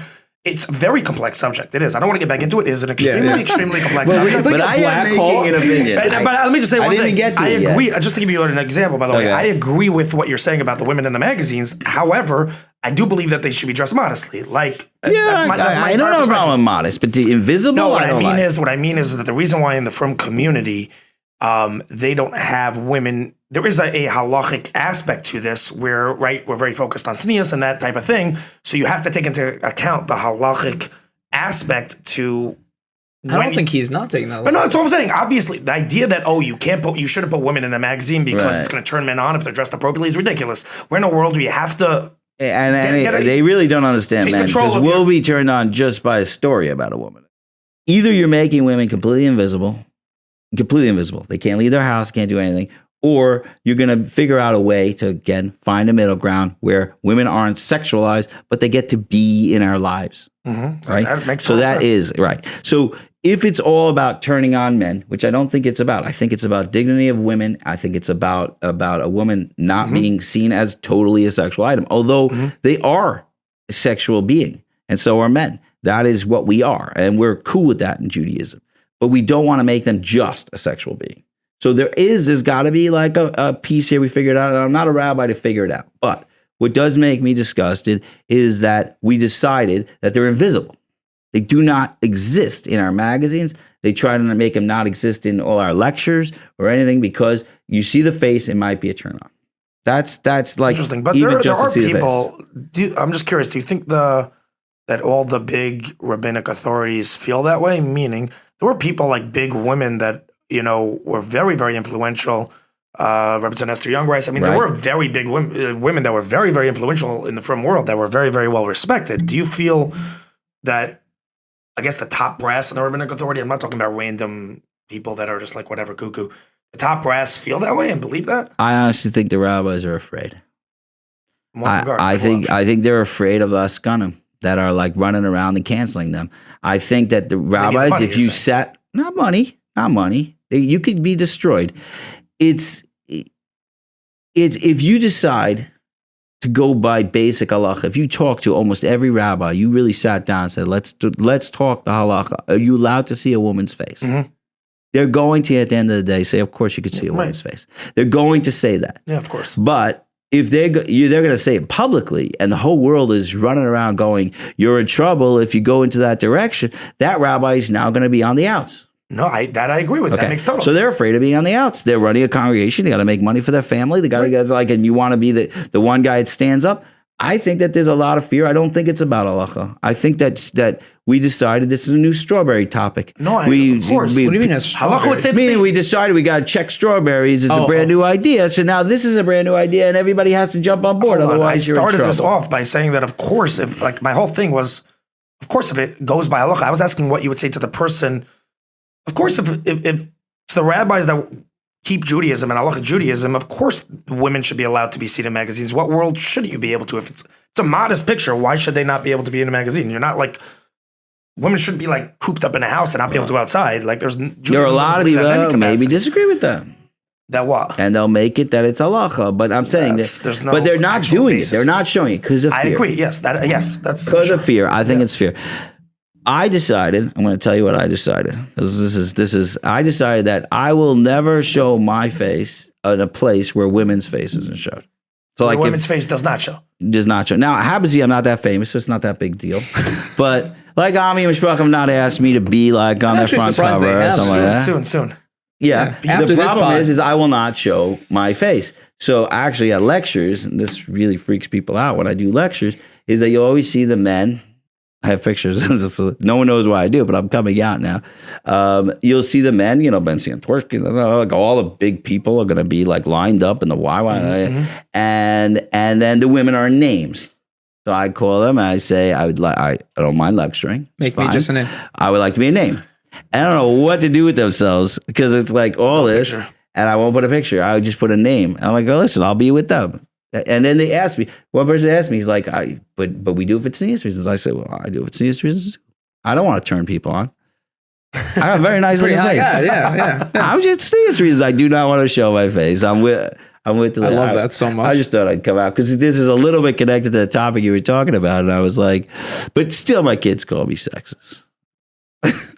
I just do want to, and I don't want to. I know we're going to end this topic soon, but I did want to make a certain point, which is something that I've spoken to like women about. I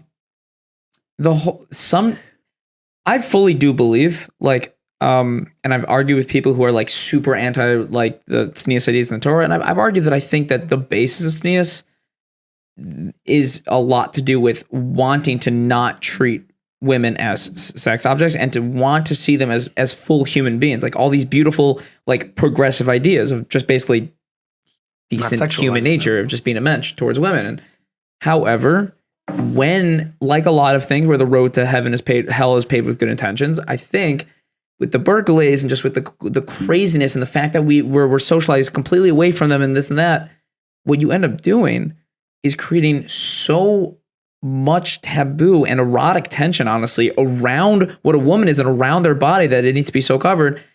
It actually ends up being, it has the opposite effect to where many from people end up viewing women mostly as sex objects because of how much we're trying to not. Not only that, let me just tell you this. I'm going to say this. If you go to a Jewish wedding and it's the more from it is, the more gorgeous the women are. I go to Orthodox weddings. Everybody's like dressed nice, and you go to the makeup, the level that we have sexualized the frum women because of this discussion. We're just saying you're super sexual and you have to cover it up. The discussion about it has turned them into exactly what you're trying to make them not be.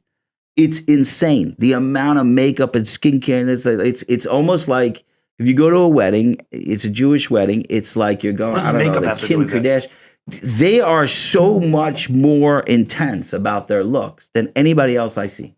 They look like they're like the Kardashians. The level of like dressing up. And why? And you think that's happening? Why? In the tents, because we tell them they're sexual beings all day. Got it. You're saying because of the fact we tell them not to be sexual being that every day you should be concerned that you're gonna turn men on. You should be concerned you're gonna turn men on. Like it's why like is this a topic? Like the Torah mentioned it once. What are you going? What are you the question is if you go by like the question is if you like pay attention to Shulchan Aruch and Mishnah Berurah. I think that would you be could pay attention to Shulchan Aruch. He's making such a good point, which is the Torah mentions it once. Human nature is obsessed. We are obsessed with sex. Well, there's a reason for it. We make sex much more important. Something my Rebbe used to say in regards to like the masturbation issue. Well, guys always feel so depressed. I do so many affairs. Really, they just They Febreze the sheets once in a while, right? Right. Why do we feel so bad about it? Because that's because human nature will latch onto the sex thing, and there's so much shame around that. There's so much obsessive ideas. It's not about that. always been the topic that Judaism has been obsessed with. No. If you look in Europe, they were not obsessed with sneeze. No. They were not obsessed with this. I mean, you But what I'm see, saying if is you that- go to yeah. great grandparents, like almost no one's covering their hair. So what do you think changed? We decided that this is the most important thing in the world. I don't really know why it Oh, started. it could have been, by the way, it could have maybe been a response to just the like very overt sexuality of American culture. Like we came to America, we're like, Jesus Christ, This like, is yo, crazy. this is crazy. It could have been started with very, very good intentions, but I could tell you it's hurting my daughters. And that's where it became a topic to me. It's hurting them. They have the Ami and Mishpacha sitting at their table, and they don't want to look at it. They're grossed out by this. And I'm like, my Jewish daughter who's like lived a Jewish life and is they're both working really hard to live a good, solid Jewish life. And then they are invisible. Like it to me, like I see my daughters and it hurts them. Now there are a lot of people it doesn't hurt. No, okay, fine, it's fine. But I saw it like it does not feel good that they are, and they got to get lectures and seminary. No, really, it's because the women are more spiritual and these garbage things. You're hiding them. You could call it whatever you want. You can make it about they're closer to God because they were taken from the rib. All this stuff is, I don't know, where they make it up to make the women feel better. Don't make them feel better. Just treat them like a person. Right. And you make everybody invisible. It bothers me to no end. No, of course, as it should.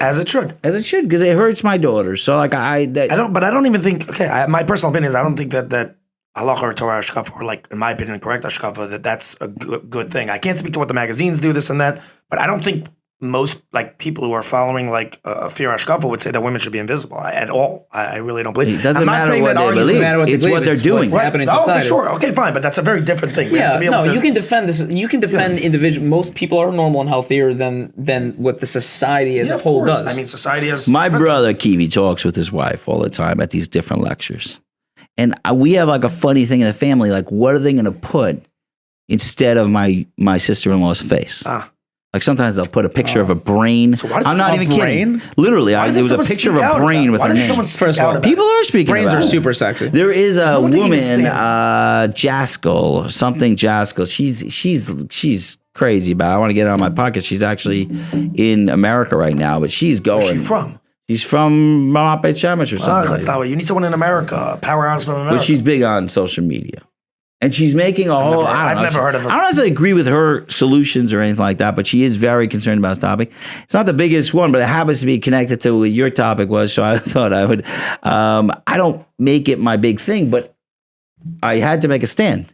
You can't do that to 50% of the Jews. For sure. And honestly, I am convinced that the only reason there are Orthodox Jews today is because of the women. There's almost. I was saying last podcast. Yeah, you would say something like that. You heard what I said? Did you like that? I Curious. also agreed with him in terms of like it did sound like the only reason women exist is to make men better. No, So it sounded. Hold on. No, I did not say that. Swear to God, if we get You into didn't another say it. You did defense, not I say literally, it. not only did I preface that that's not the point. I know. And it has nothing to do with that. And, not what I and by said. the way, what you said was 100% true. Okay, so good. Is that I was saying that they're 1,000% godless. That's what I'm saying. that the reason I've gone this far in life and done all these great things that I'm very proud of is 100% because I have the best wife ever. There you go. No, 100%. That's my point. And I would say the same thing about And her. if you were and me. alone, would you have gotten to where you Nah, are? heck no. Good. I'd be doing Thank nothing. You. That's my point. Bible, no, we know what your point is. It was a good have point. to No, learn because- to- But I could say No. this. the L. You can No, be like, I'm you're allowed to say these words. Oh, that actually, I realized that I said that I didn't communicate it properly. I but did you though. know what I mean. No, hold on, pause. I did.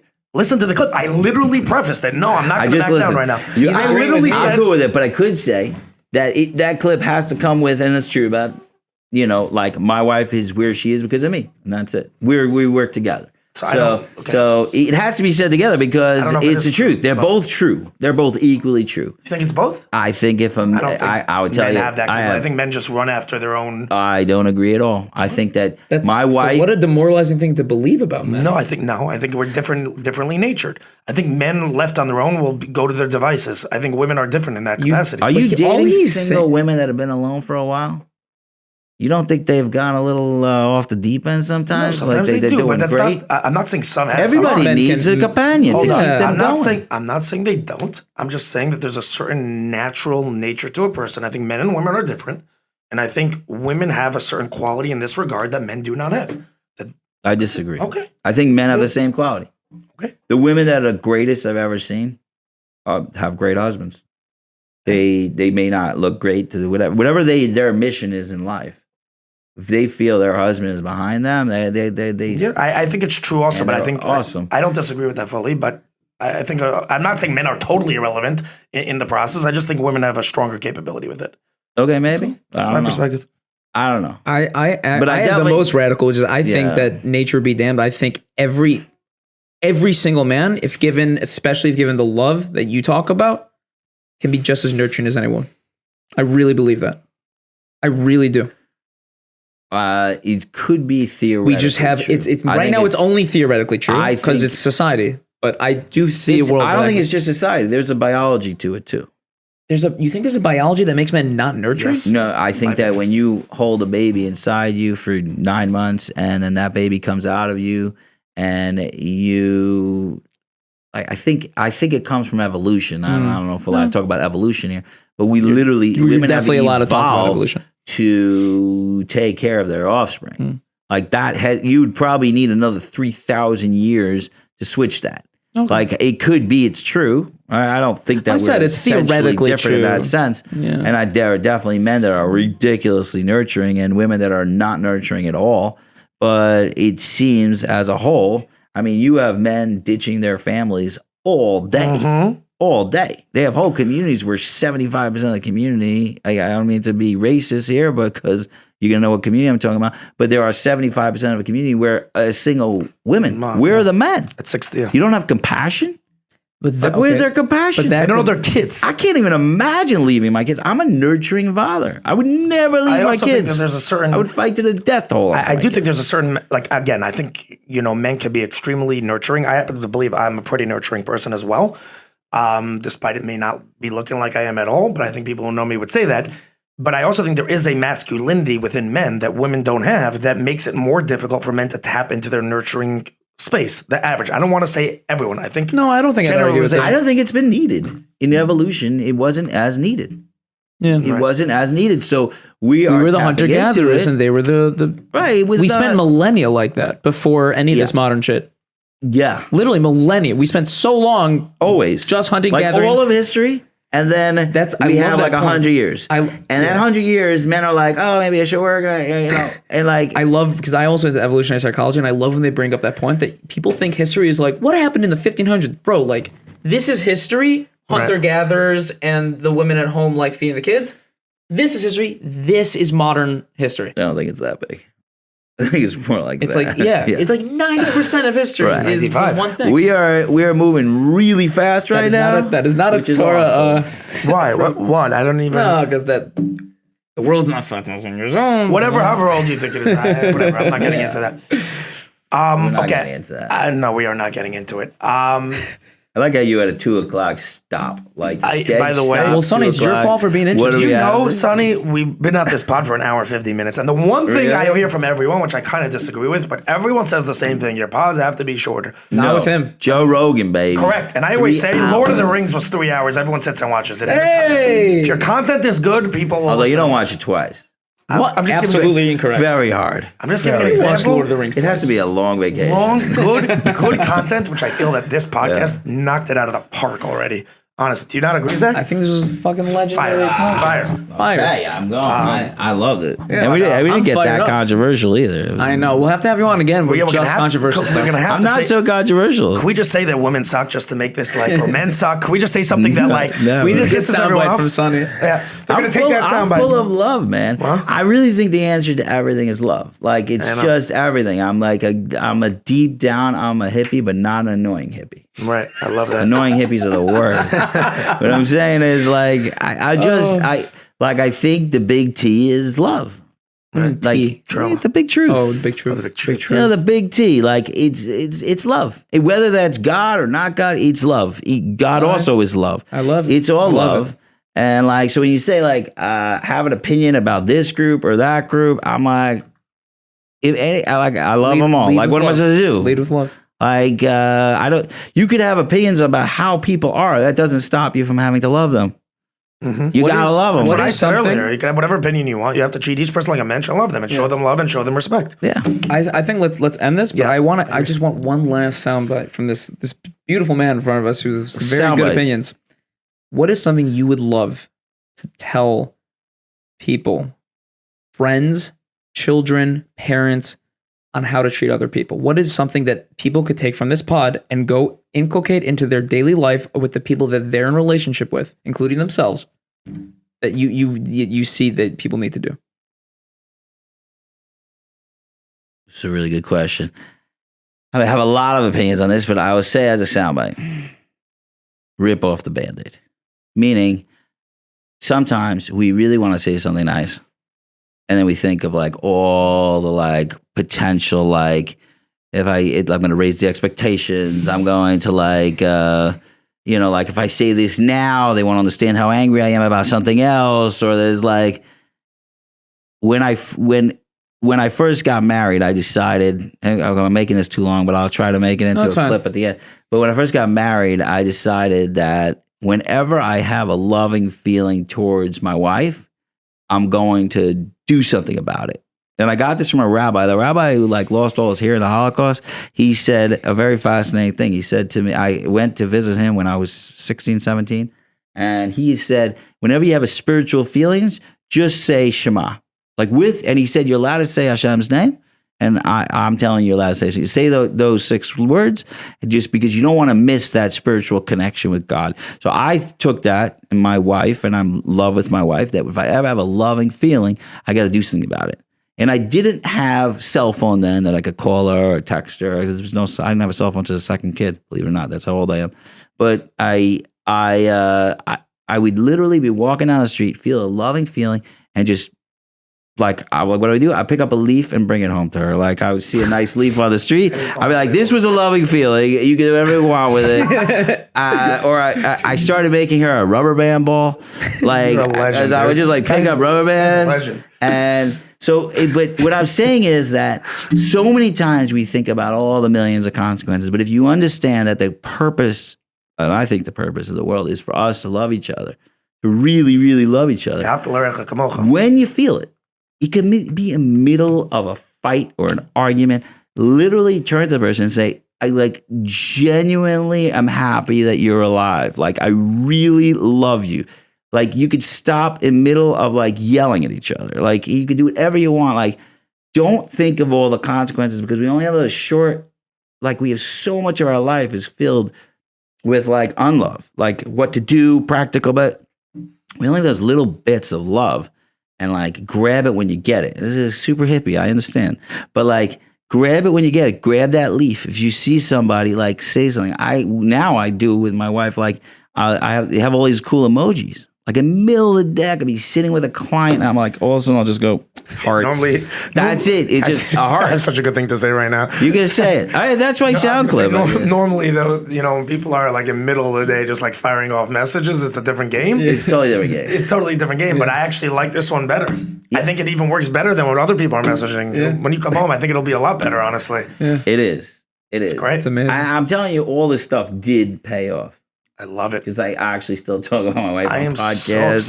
stuff like Yeah, it's really gross, by the way. It's awesome. It's super gross. It's super gross. Keep And that shit to by the way, yourself. one of the hardest things Yeah. is that I'm embarrassed to do it in front of people who don't have it, and they I feel shitty. ignore that too.